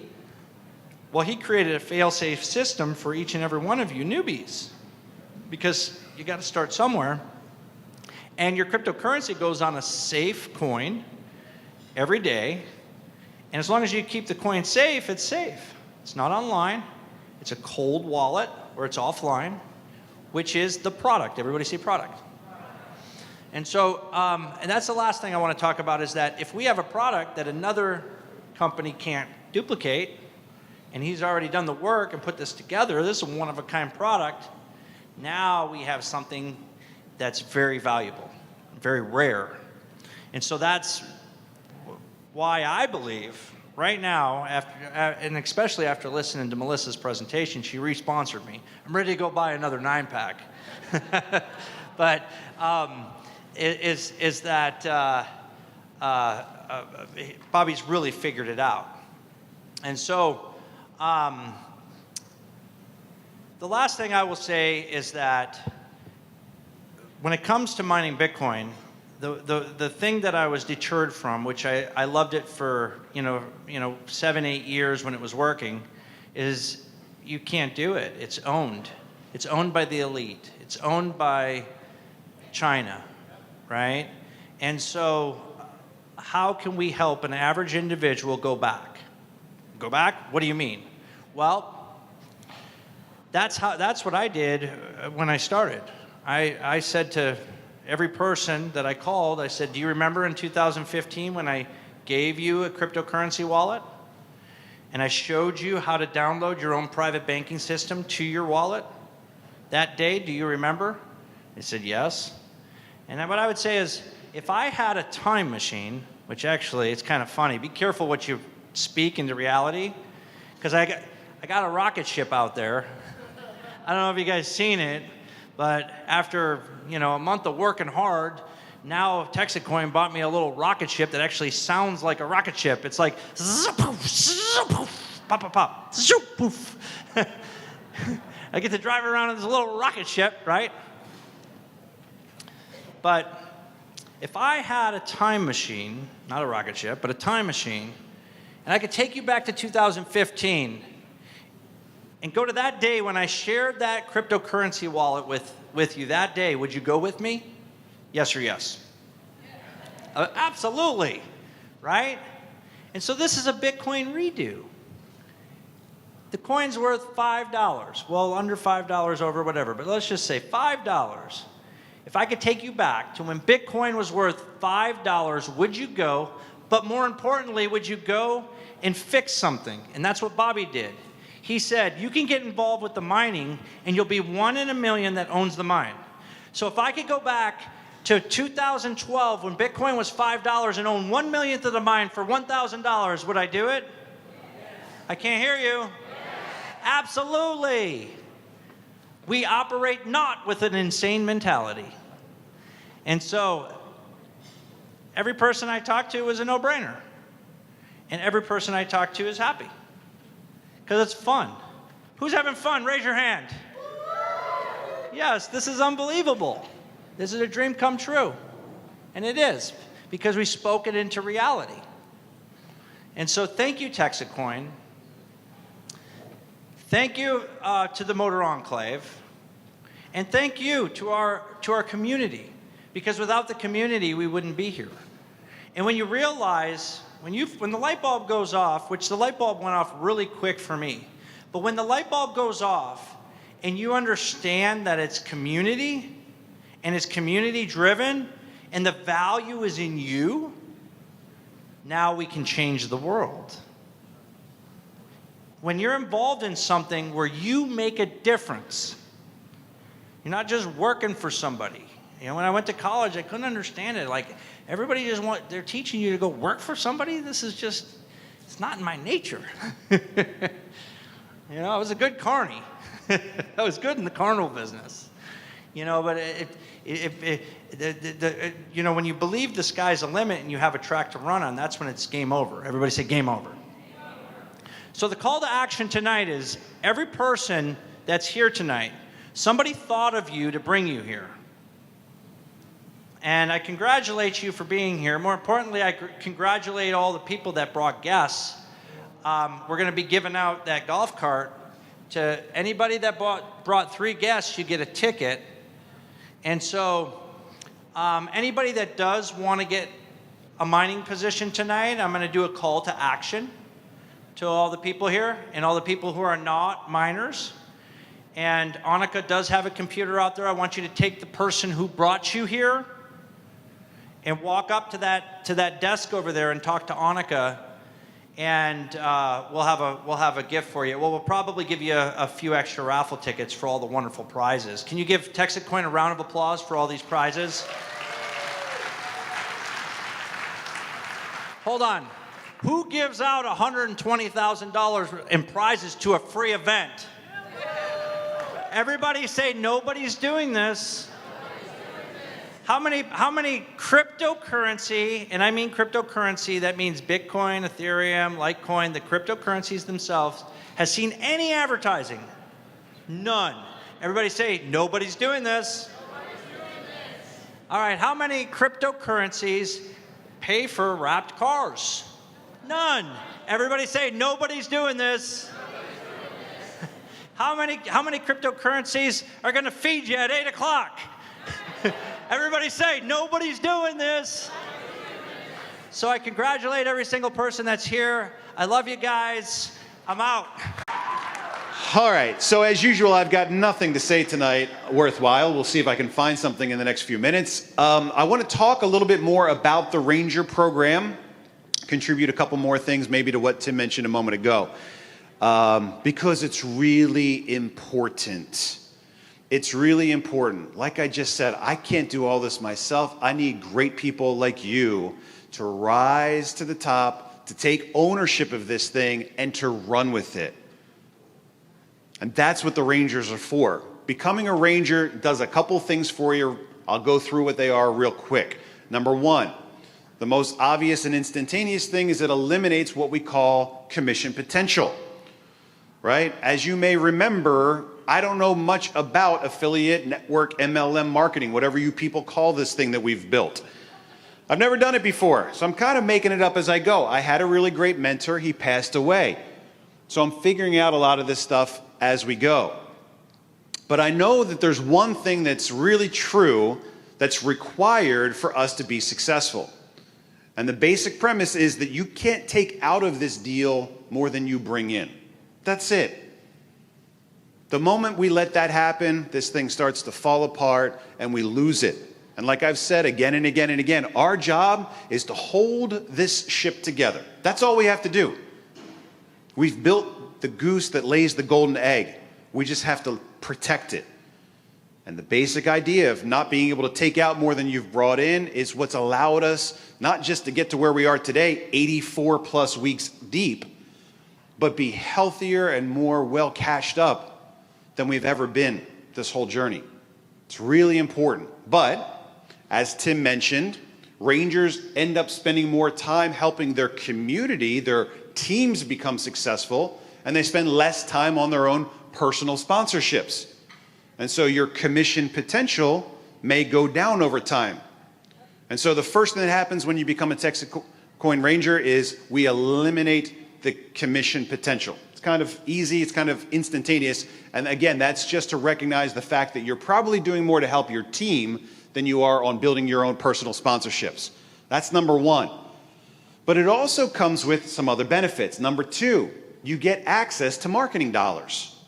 Every Ranger starts with a $3,000 marketing budget. Somebody came up to me earlier and said, what's it going to take for us to get billboards in where I'm from? I said, I don't know. Who's your Ranger? Go talk to your Ranger. They've got access to money. That's not just there so that they don't call me and bother me asking for billboards. It's there because they need to be coming up with ideas on ways that you can continue to share our mission and our story with your community. I don't have all the ideas. I got a lot of good ideas, but I don't have all of them.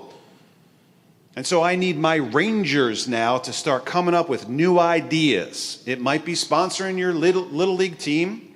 It might be doing a food can drive for the local shelter. I don't know what all the ideas are, but I need you guys to come up with those ideas.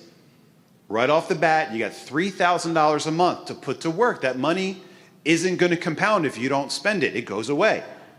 So your first job is to start thinking about what you're going to do with $3,000 a month to help your team to be successful. That's number 2. Number 3, eventually, as you start realizing that your workload is growing, we'll get you a support assistant. It means that we want you up on stage like Angelo, crushing it up here, sharing his smile and his energy and his passion.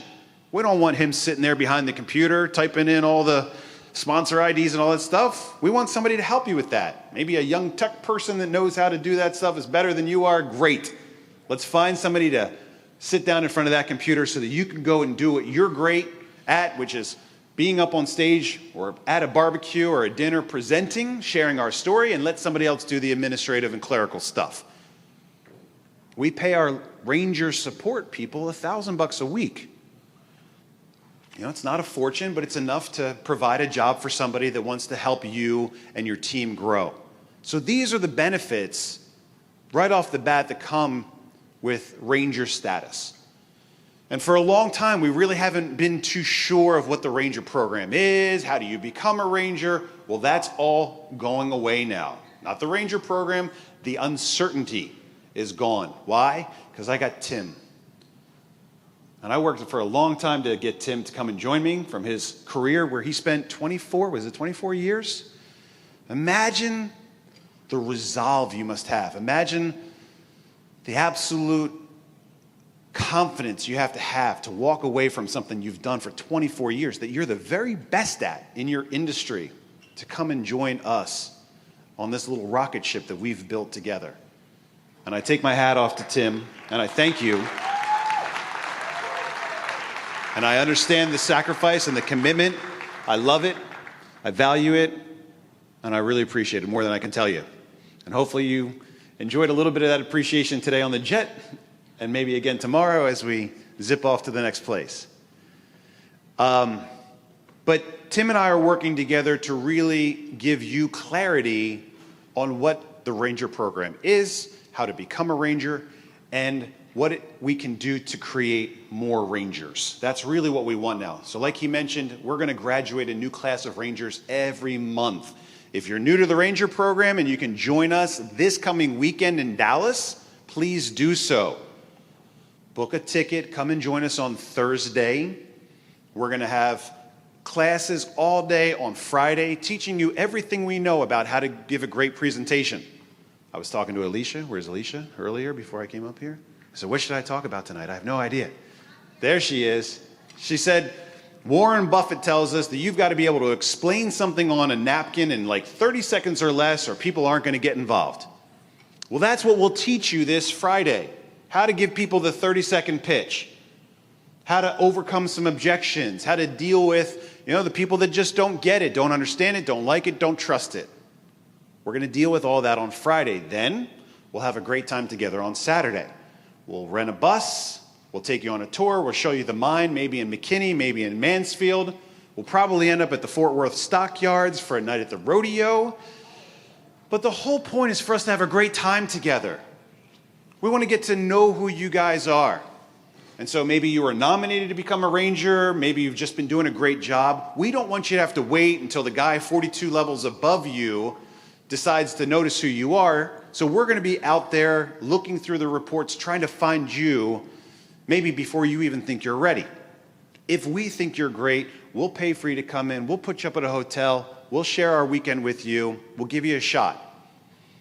And like I said, we're looking to bring 30 people out to Dallas. We're doing it with all of our new Rangers, whoever can join us. And then in January, we'll have our third Ranger Roundup. So if you didn't get picked this time, it's okay. We're still learning how to put this thing together, guys. We're making up a lot of it as we go. But come and join us in January. Take that invitation if you like. Come out, hang out with us, show us what you've got, and let's bring on another group of Rangers.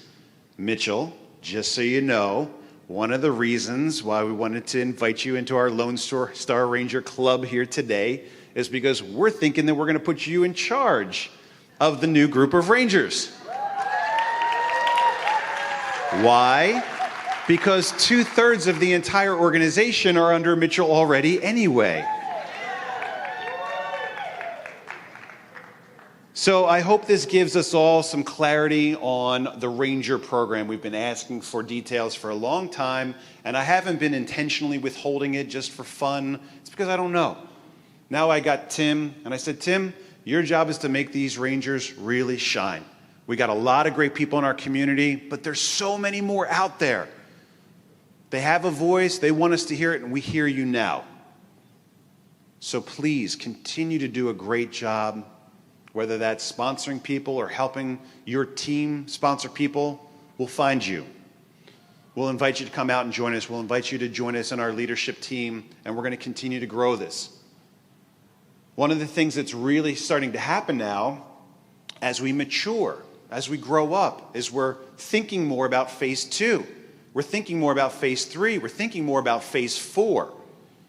And we're starting to think about what the things are that we can do today to pave the way, not just for us to finish phase 1, but to also set ourselves up for really great success in those future phases as well.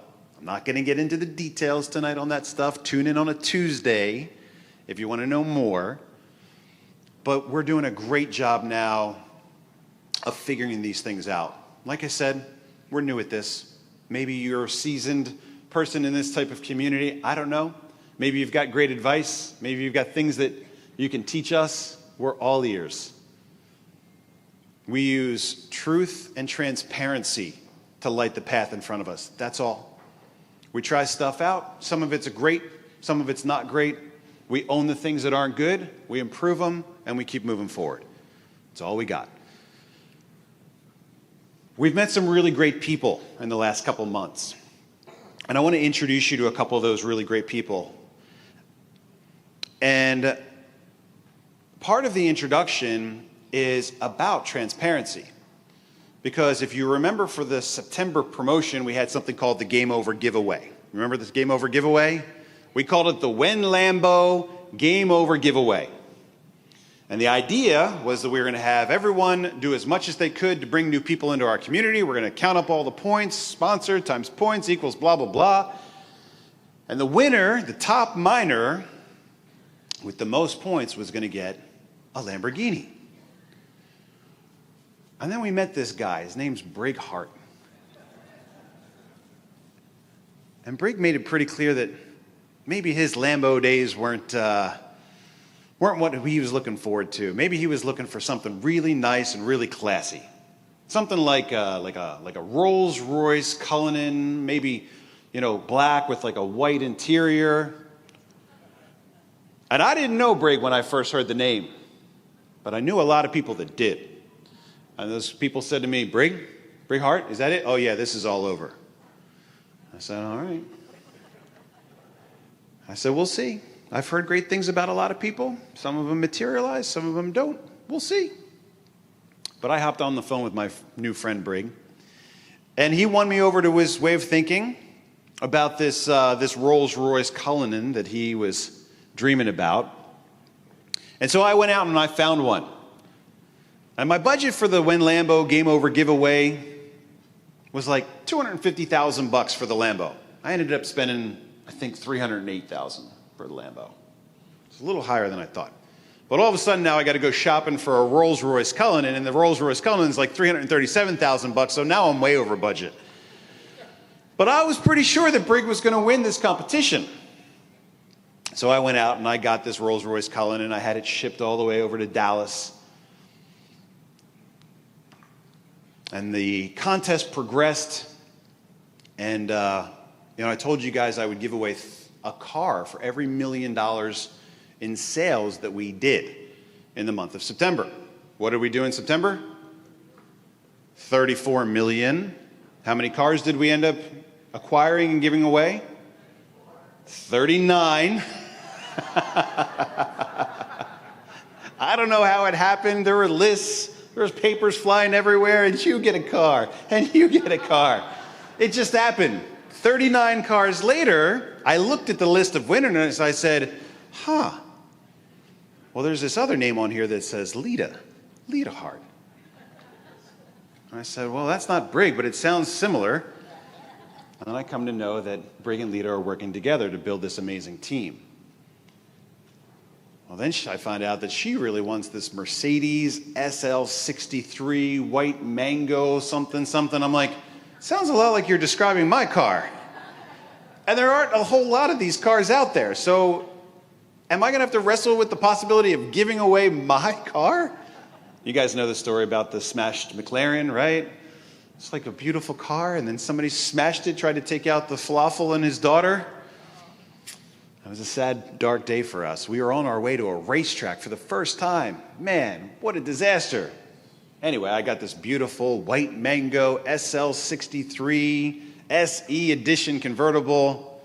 If you've ventured upstairs yet, you might see that car, because that's the car that Lita chose as her prize for coming in, what was it, second place? Third, I think it was second.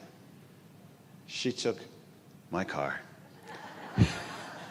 And now it's beautifully wrapped. I haven't seen it yet. I'm actually too scared to go up and look. I don't know if I can do that. But it's upstairs if you want to check it out. And so I say congratulations to Brig and Lita for doing an incredible job.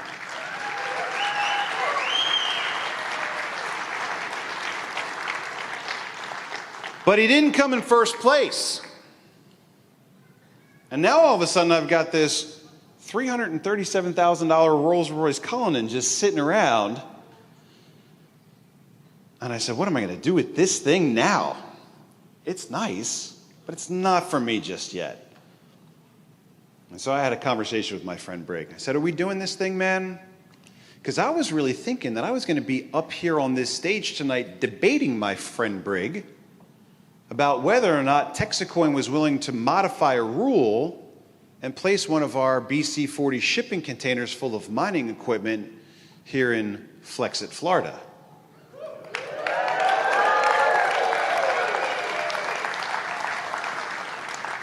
Now, don't quote me on that, but I will tell you that it's a serious question and it's something that's really being considered. Why? Because the mine is the proof, and the proof backs up the trust.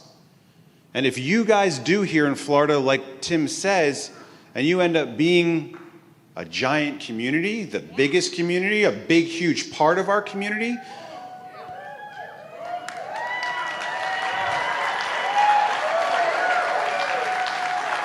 don't let my friends in Texas hear this.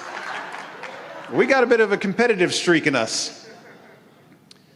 But it would only seem fair that you were able to hold on to or have in your possession or be able to go and look at the mining equipment that costs millions of dollars that backs up our coin.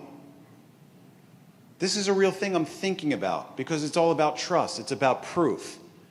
It's about control. That's the whole reason I started this thing in the first place. I love crypto, don't want China in control of it. We got everything we need here to do it ourselves. We're building it in Texas because we got a lot of land and abundant cheap energy. But it's not just about land and energy, it's about community. And if you guys end up being the bigger community, I'm going to be in a real tough spot to say no to that request. So, 2018, we had said, okay, we've got to get this crypto off the exchanges, and we had put it into what's considered a hot wallet. Are you guys familiar with different types of wallets? Hot wallet just means it's been connected to the internet, and now it's at risk because the internet can be risky. Does everybody agree on that one? Okay. Nope. Give me 1 second.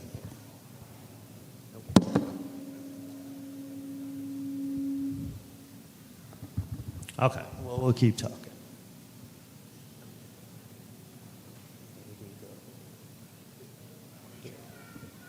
Don't worry about it. I'll just talk. Everybody okay with that? We'll just wing it. Okay. And so here we are, It's 2018. We had only interacted with that wallet online maybe 2 or 3 times ever. And crypto started to become a little bit more popular. Everybody started talking about it. And we're like, well, let's go check on those Ethereum that we moved over to this hot wallet. We should probably start learning a better strategy for what to do. And we're like, we did the math and we're like, hey, that 10,000 is now $500,000. All right, we can actually make some changes to our life. We have $500,000 in Ethereum, costs us 10 grand. What a great move. We're early to crypto, and just like a lot of us are here with this project, we get extra excited as we see things start to climb, but nobody has sat down and told us how to be safe with our cryptocurrency. So we sat down, we made a plan, said this is what we're going to do with the Ethereum. We're going to move it here. We're going to take some. We're going to buy a house. We're going to put money down. We're going to create a whole plan. We log in to move it. It had been hacked 3 days before and was all gone. Okay?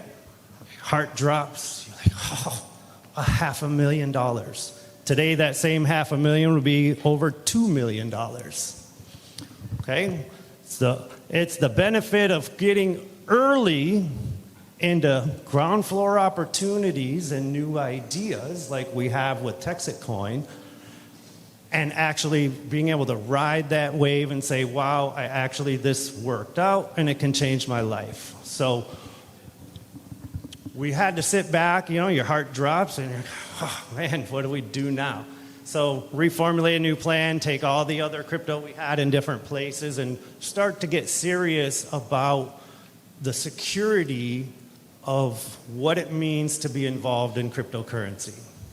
Because we're interacting online, digitally, and most of us don't really understand how that works and the ramifications of not having good security practices. Let me see a show of hands. I want everyone to grab their phone right now, and we're just going to prove a point. Grab your phone. Pull up your settings. How many people, let me see a show of hands, how many people got their Wi-Fi turned on? How many people got their location turned on? How many people have Bluetooth turned on? How many people have at least 2 of those turned on? Okay? These are all attack vectors for your phone. And so if you're going to play with hot wallets, you need to understand some of the attack vectors and where you're vulnerable. It's some basic tips when we're using our phones and we're dealing with hot wallets where we really only want to keep what we're going to be using on a regular basis, like, hey, I'm going to do this with that, I'm going to send some to an exchange, I'm trading. That's really the only amount of crypto we want to keep in our hot wallet. Other than that, we want to start learning about cold wallets. And everybody here has been exposed to cold wallets thanks to Bobby and his technology of our great TEXITcoin cold storage wallet coins.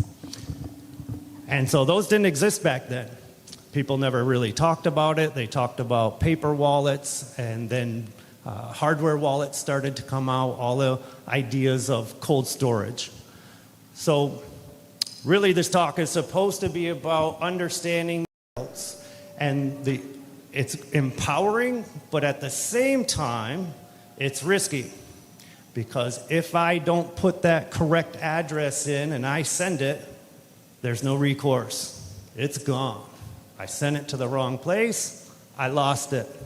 I cannot hit a return function. There's nobody for me to call and say, can you please send that back? I messed up.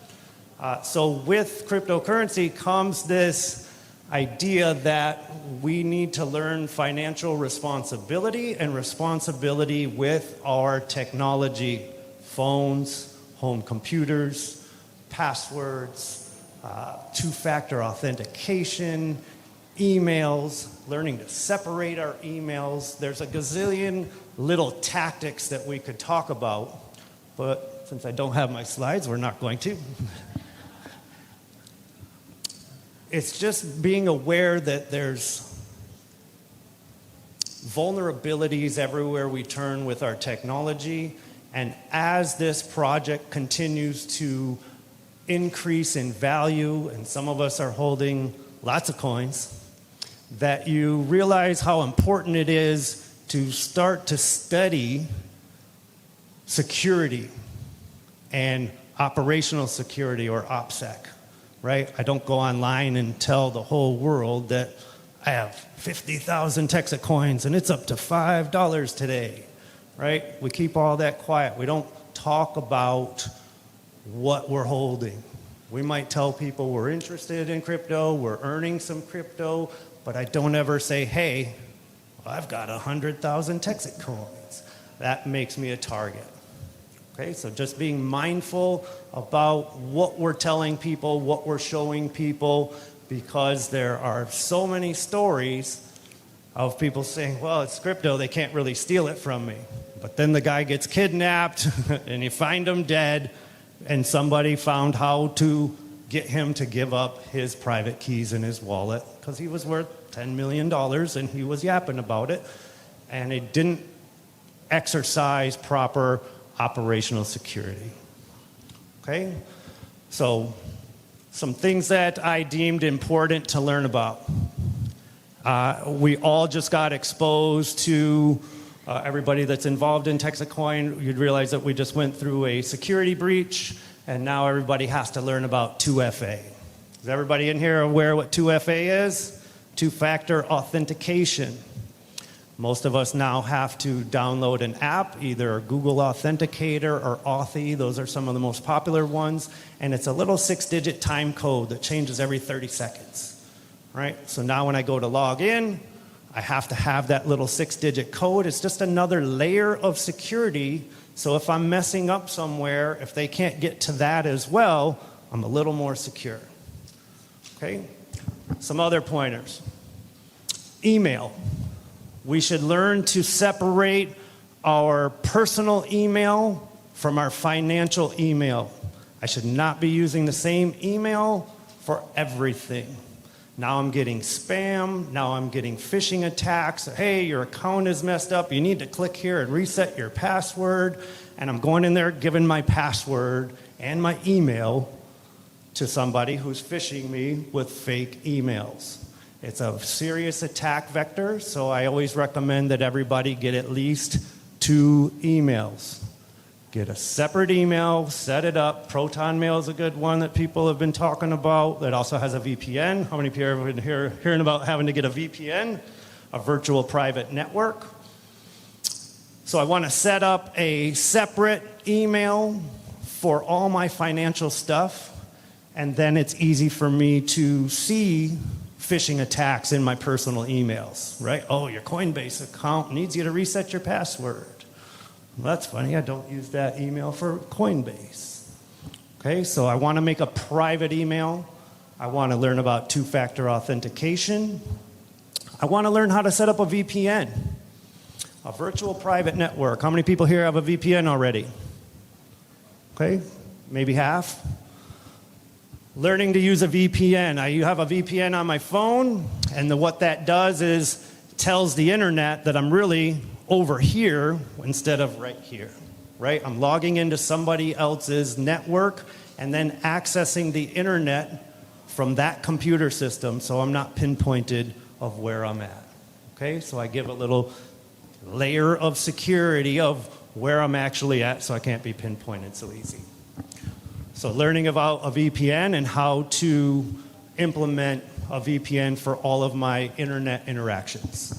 Just another important thing that we should all be learning about. So private emails, VPNs, 2-factor authentication. I have a long list to share with you guys somewhere.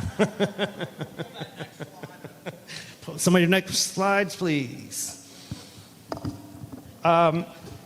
So then we look at our home networks. How many people here are aware of what their router password is? How many people have friends come over and say, hey, I need to get on your internet. Can I have your password? Okay, well, it's been a year. How many people asked me? I got 50 other people now have my Wi-Fi password. Okay?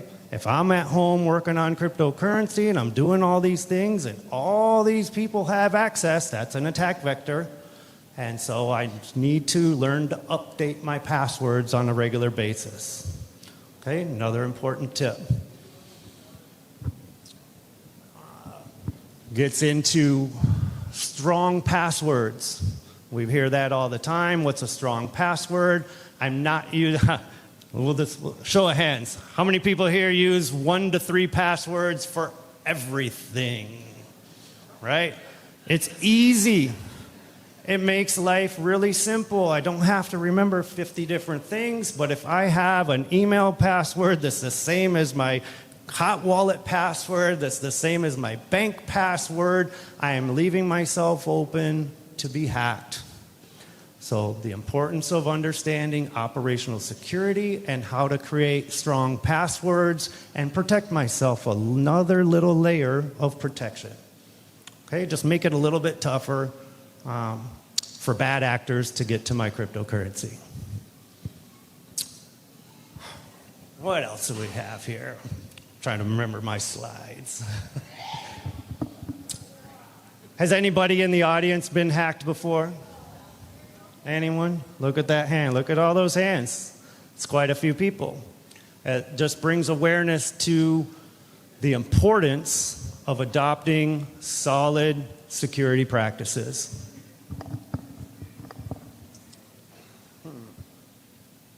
I had a friend of mine call me a couple of weeks ago, and she was on my list to tell her about TEXIT Coin.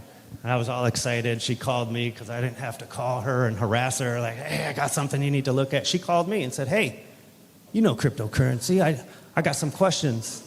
I need you to help me figure something out. I said, okay, why don't you come over, because I can't really do that over the phone. Bring over your computer. Let's take a look. What are you doing? And it took me about 5 minutes for her to show me what was going on. She was like, I'm just trying to figure out why I can't pull money out of this account. And I sat there, I looked at it, I started looking up what was going on, and I said, you know, I hate to be the bearer of bad news, but you are currently the victim of a phishing attack.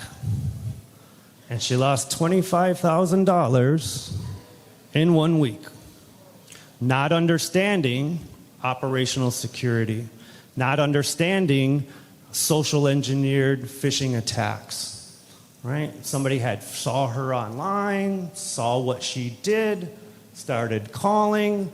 Hey, I see you're a realtor. I'm looking at property in your area. You know, can you send me some comps for these houses? I'm really interested in this. She got really excited. Oh, great. I got some cold calls calling me. Want to buy some real estate. The market's been slow lately. Got really excited.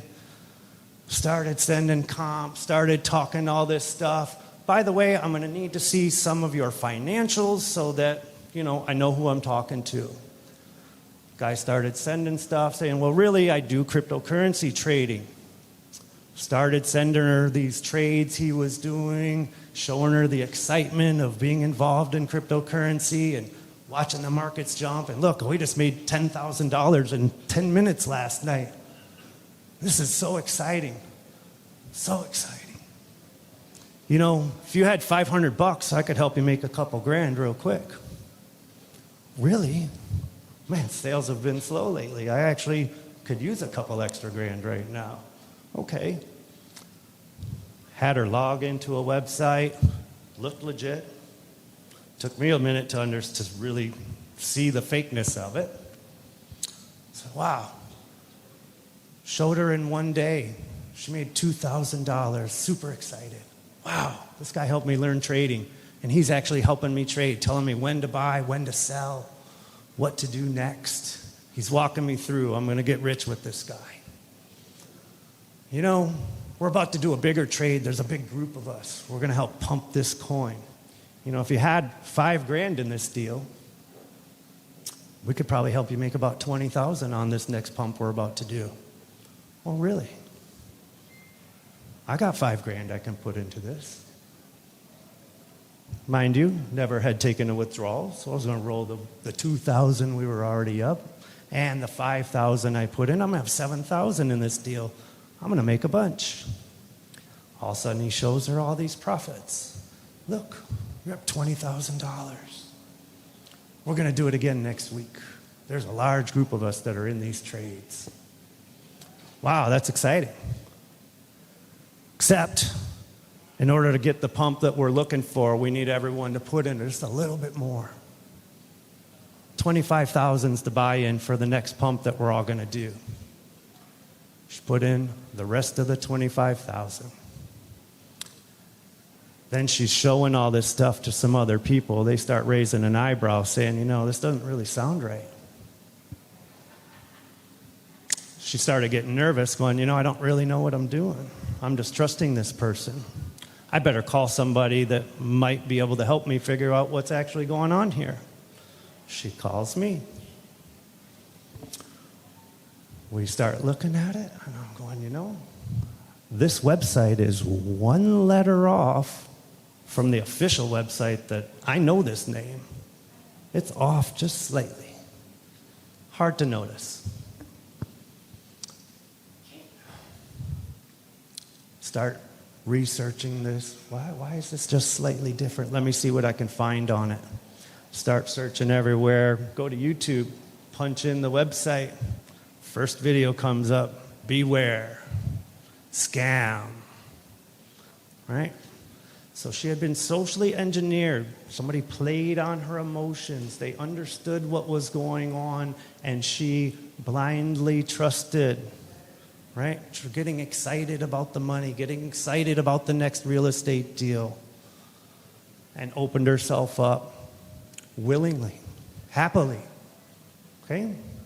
So just being mindful about what we're doing, question everything, study, learn about an idea that has to do with improving your security, and go watch every video on that one thing. Read every article on that one thing and master that one piece of security. Move on to the next one.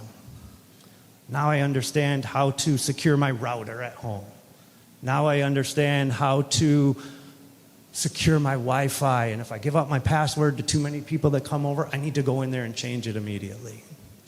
Right? I need to create passwords. It's not the same password for everything. I need to learn how to create better passwords. I need to learn how to manage my passwords. How many people in here have like 1 to 200 passwords they're supposed to remember? Right? That's why we use 1 to 3 passwords for everything. It makes it really simple. And I just tell you that it's worth the discipline and the extra few minutes of time to learn to create good passwords and how to manage those passwords and how to back those passwords up. How many people have their passwords on a USB stick secretly stashed somewhere? In case something happens, you have a backup, right? We write on little notepads. Oh, I just made a new password. It's on this piece of paper. I got another one over here, another one over there. We're not practicing good password management. Okay? I see that. That's you.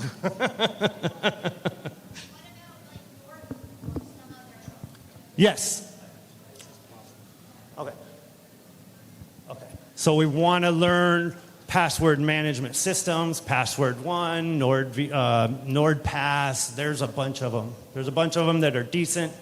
But again, just be mindful and learn to separate your personal from your financial. Okay? We were kind of running around. We thought we were doing some security practices. But then you look back and you're like, Wi-Fi is always on, Bluetooth is always on, you're connecting to open networks. Open networks are another major issue. How many people freely, they got Wi-Fi, it's a hotspot, it's a coffee shop, it's the airport, and we just freely connect. And there's a ton of shows out there that show you the hacker sitting in the corner watching people connect and logging into your computer unknown. So just know that there's attack vectors everywhere, and everybody is a target, right? We're all a target because we're all running around with our phones, we're all running around with our laptops, we're freely connecting, we're not really situationally aware, of the issues that can come up, and it can be extremely costly. We get super excited about what's happening with TEXIT Coin. We're up to $5, right? Well, we're going to be at $16, right? How many people would want to ride this thing from $1 to $20 just to see that it's not there when you go for it? Okay, so just the whole idea is that if I'm going to be involved in cryptocurrency, I need to understand the personal responsibility of my finances. There's no FDIC insurance. There's nobody for me to call and say, hey, can you reverse that? I messed up on that send. And I just need to sit back and make security and my operations a little bit tighter every so often. I need to tighten this up. Oh, I just learned about a better VPN that's a little more secure. Great, let me go study it, and I'm going to implement a new one. Just learned about 2FA, right? Oh, I hear it. Emails one way, these time codes are another, phone texts are another, right? Which is the best one? Does anybody know? Right? It's personal. So just take some time, if you're going to be involved in this deal, and you're going to ride this thing, that I take some time in my life to understand the interaction with cryptocurrency and the need to secure myself. Does anybody have any questions?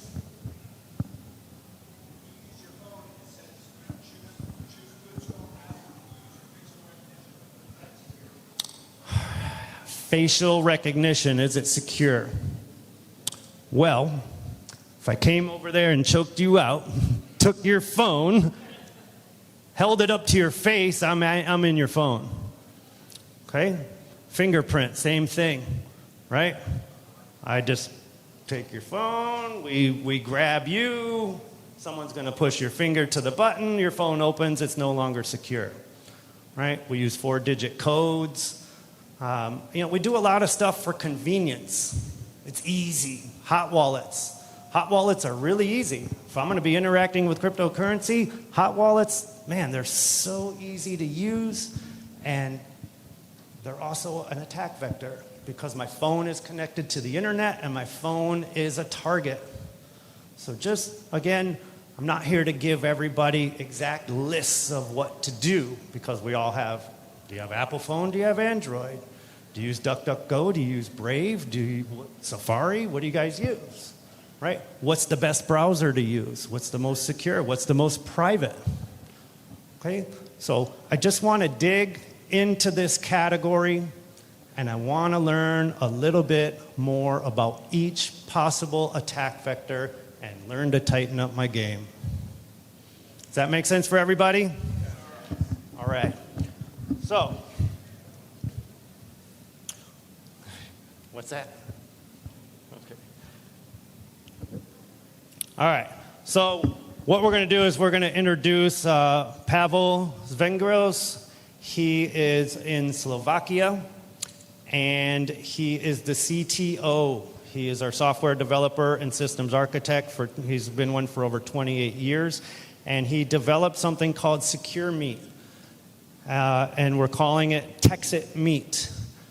We had a Zoom call the other night, and if you look at Zoom call security, there are nothing but long lists of people's Zooms getting hacked.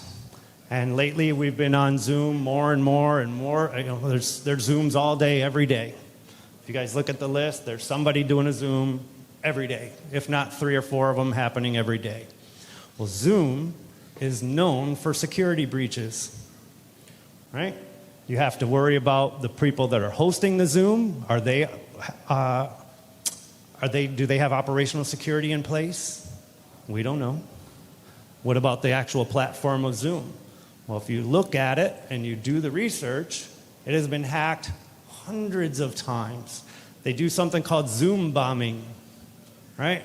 They come in, they take over your Zoom and show you explicit videos and pictures. And this happened to us on Friday.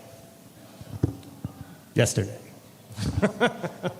It was disturbing to everybody involved. Sorry for those that had to be a part of that. But we need to understand that it's an attack vector, and we just need to have better places that we go online, more secure things that we do. So we're going to introduce Pavel. Can you hear? Can you hear us? All right. Take it away.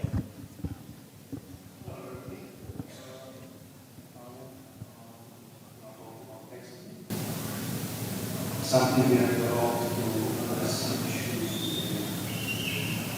and video conferences to avoid problems that we have in Zoom, for example.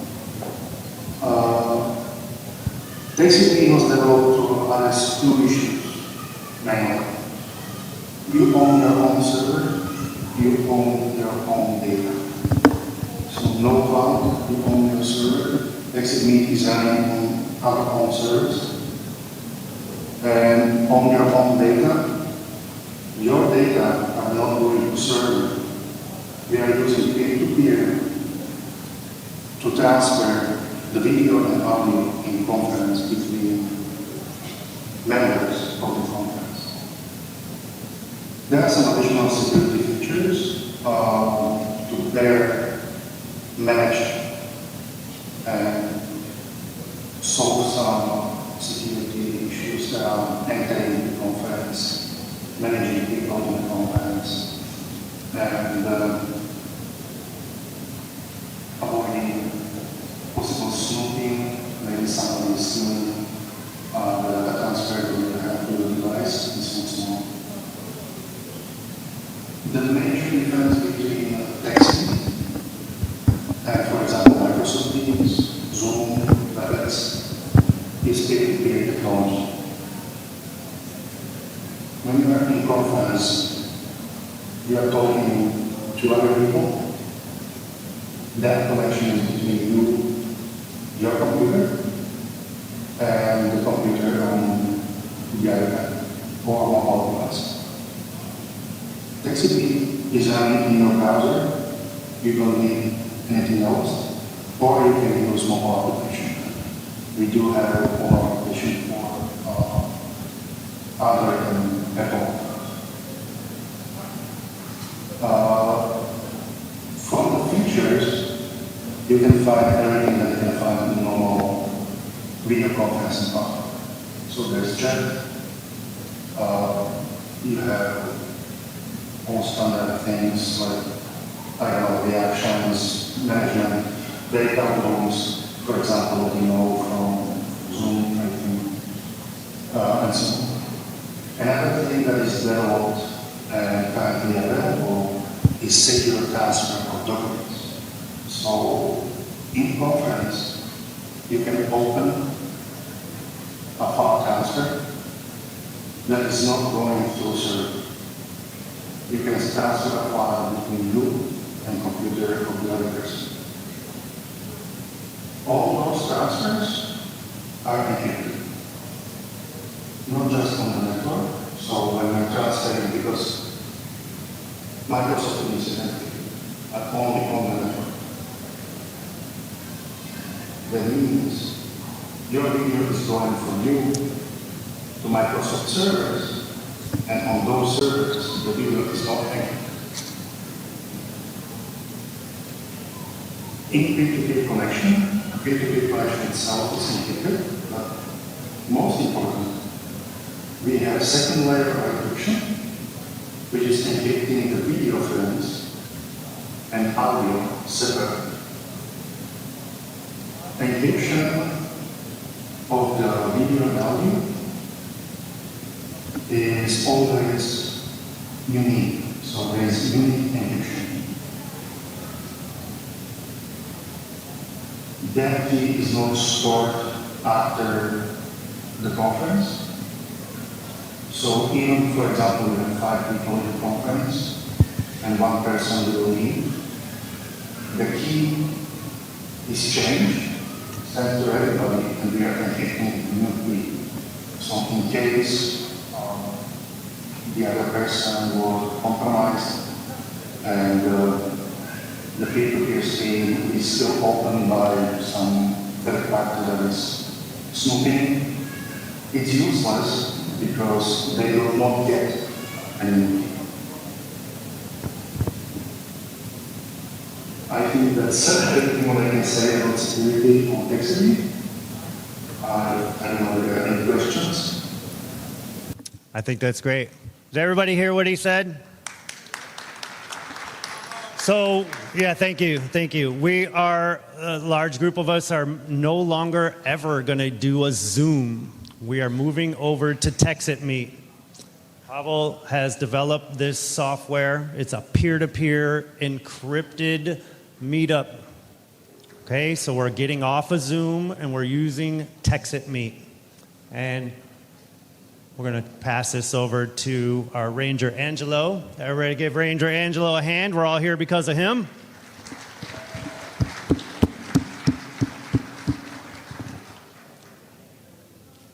Thank you so much. What an awesome presentation. Give it up for Shawn, a new Ranger here in TEXITcoin. So I'm not your MC, but what Shawn was saying is that, yeah, we got a little bit of a hack yesterday, right?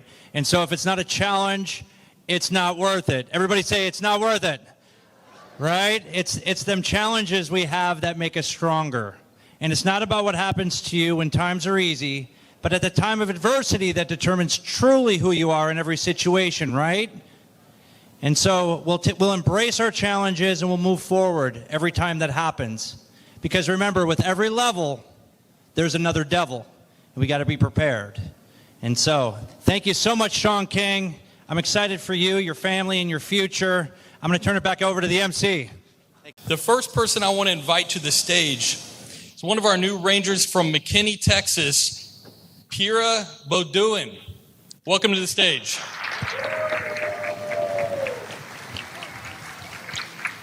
You know, I was so worried about pronouncing the last name that I got the first name wrong, too. It's Pierre Beaudoin. Come on up, sir.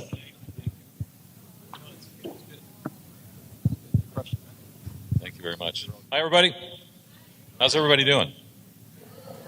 Did y'all have a chance to go race a car around the track yet? Who has? Nobody? No, a few people?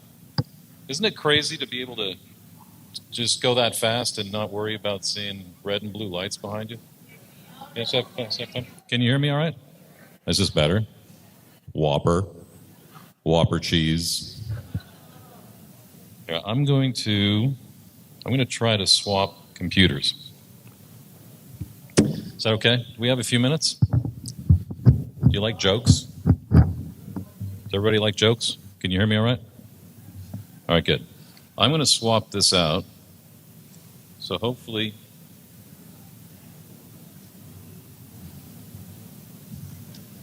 All right. So my name is Pierre Beaudoin. It's Irish. Now that I live in Texas, it's pronounced Beaudoin. But it's an honor to be here. I'm really thrilled to be part of TEXITcoin. Who here is pretty new with TEXITcoin? Everyone?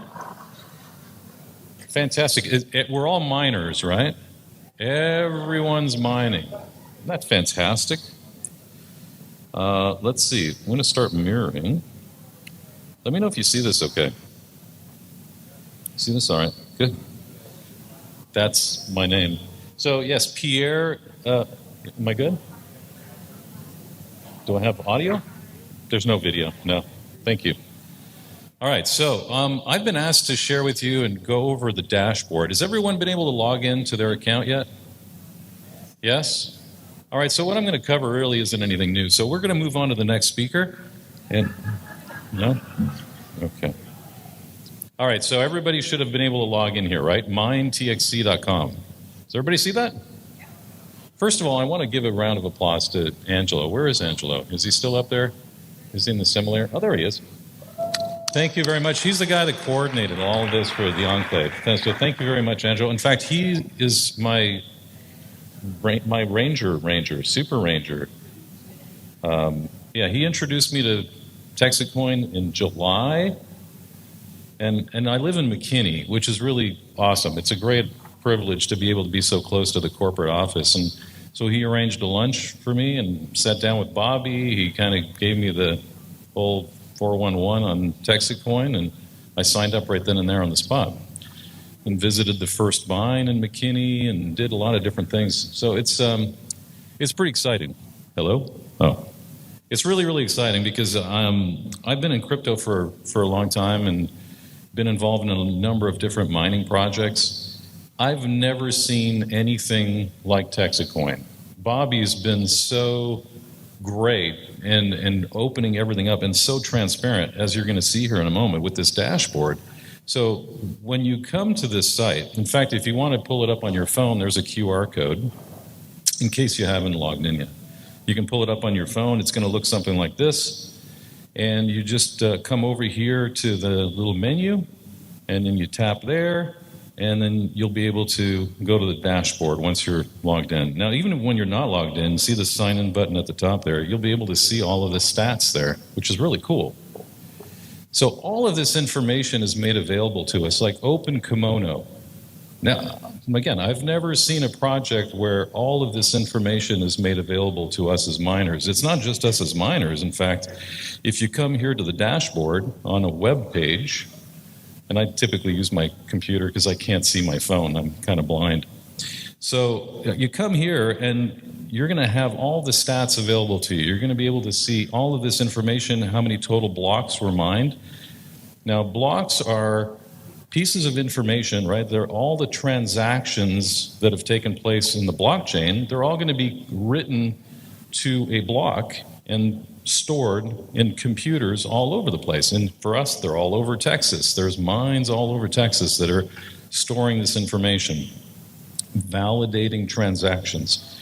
Once they're written into a block onto the ledger, onto the blockchain, they're all linked together, all the historical information, and it's completely secure, it's immutable, you can't change any of that information. So once it's stored in a block, it's there forever. So you can see 227,792 blocks on this image. So we're up one block more than yesterday. So you see all of that information. You can look at the new blocks, the last resort, how many members we have. That number is wrong. It's actually gone up. This project is blowing up. So if you're able to pull this information up on your phone right now, you're going to see this is old. This is from yesterday. So all of that is all available to you. You can scroll, you can see through the hash rate. So I encourage you to browse through there. Now, as a miner, you have an account. So if you click on the sign-in button at the top, it's going to take you to this page where you put in your email address and password. Now, if you're logging in for the first time, you'll see behind that verify window, and I apologize, I just slapped this together. You'll see first time here, forgot password. You click on that, you put in your email address that you're registered with, and it's going to send you an email with your temporary password to log in. Now, if you're already logged in and you set up your two-factor authentication, this is going to pop up. Now, this is a new feature to keep things really, really secure. So 2FA or two-factor authentication, it means that you really need a second device to validate that it's truly you, to keep things really secure. So I'm telling you, Bobby and the whole team, the tech team, they're really thinking of everything, and they're wanting to make sure that this is not only a successful project for everybody, but your data and your crypto is secure.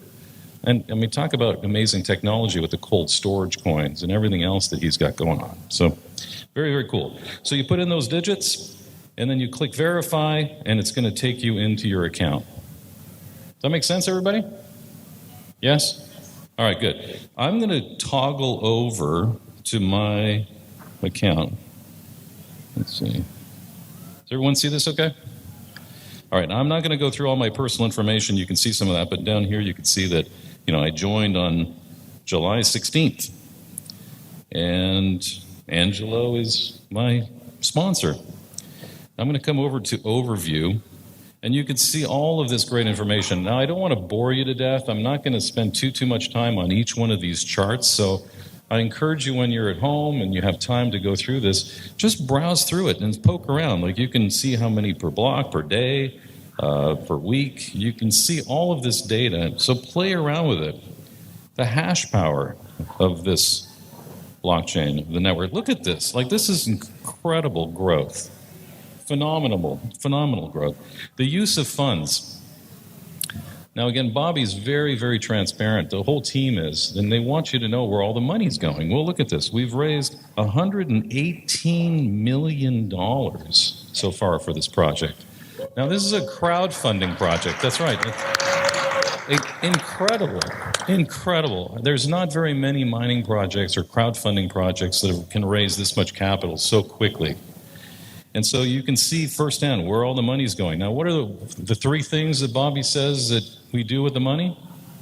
One of them is, yes, mining equipment. Pay commissions. Well, look at that.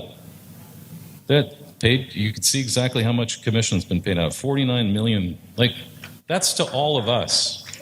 So as anyone that you're promoting, you're sharing this with, you're making commissions.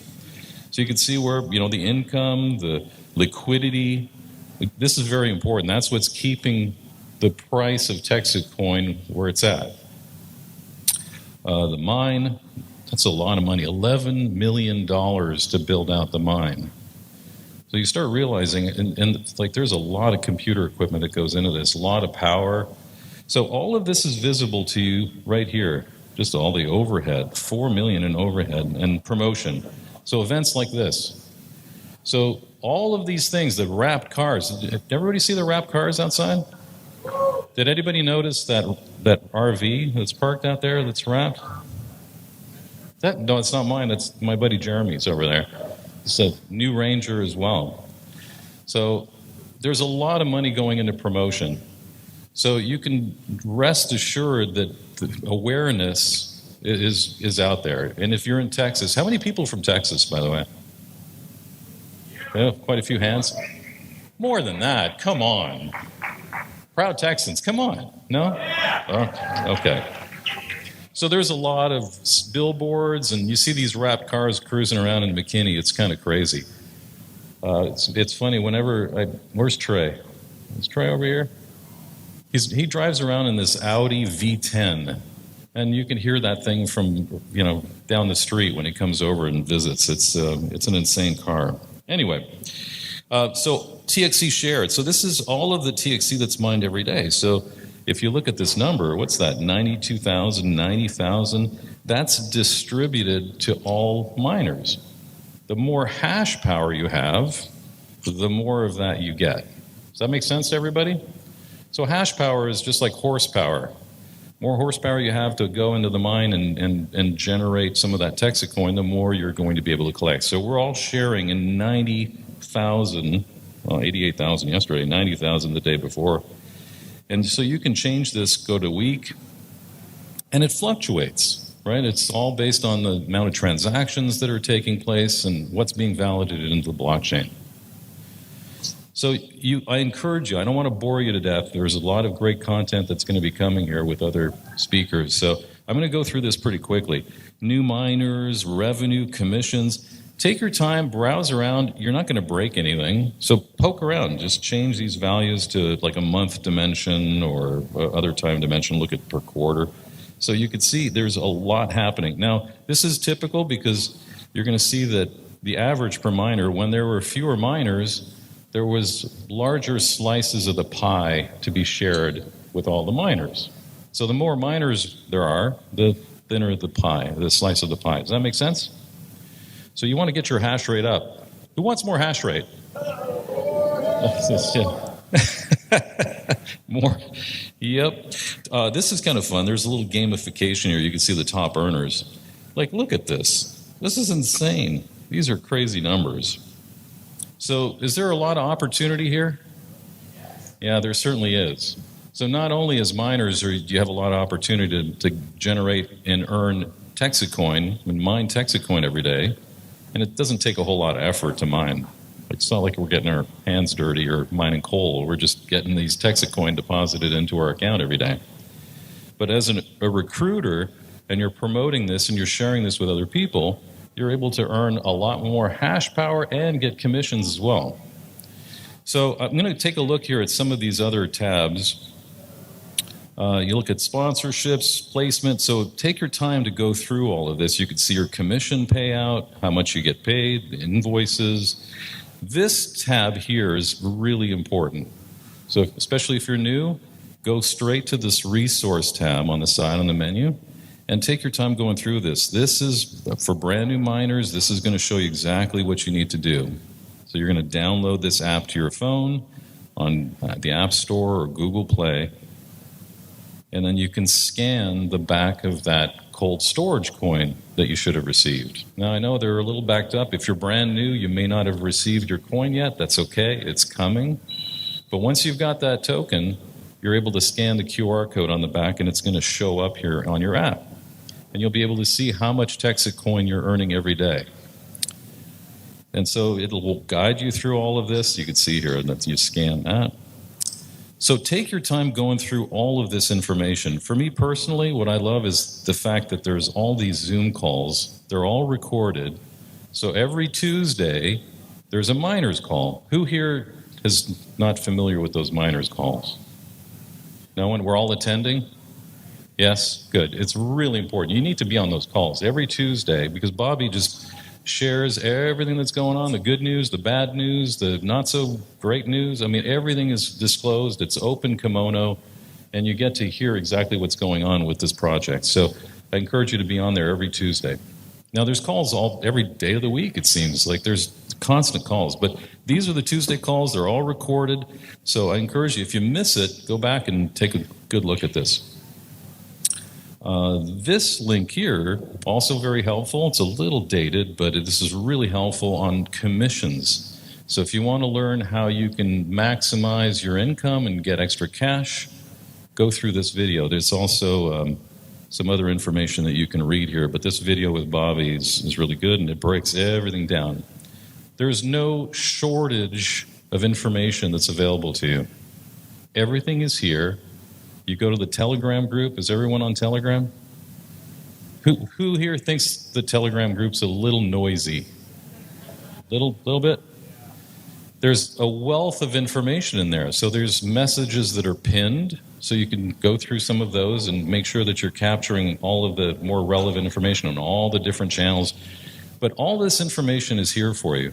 And if you need help, see this green button down here? You click on that.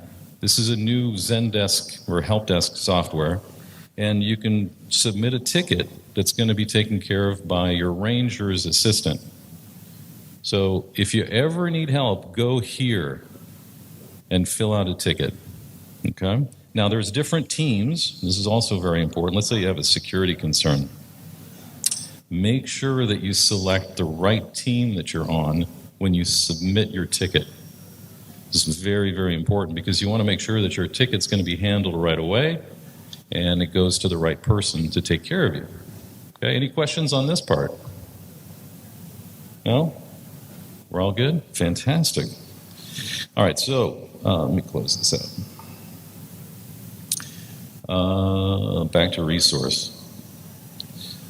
There's some how-to videos. This is really helpful. Again, tons of information on this dashboard. So take your time, browse around, take a look at everything that's here, your communications.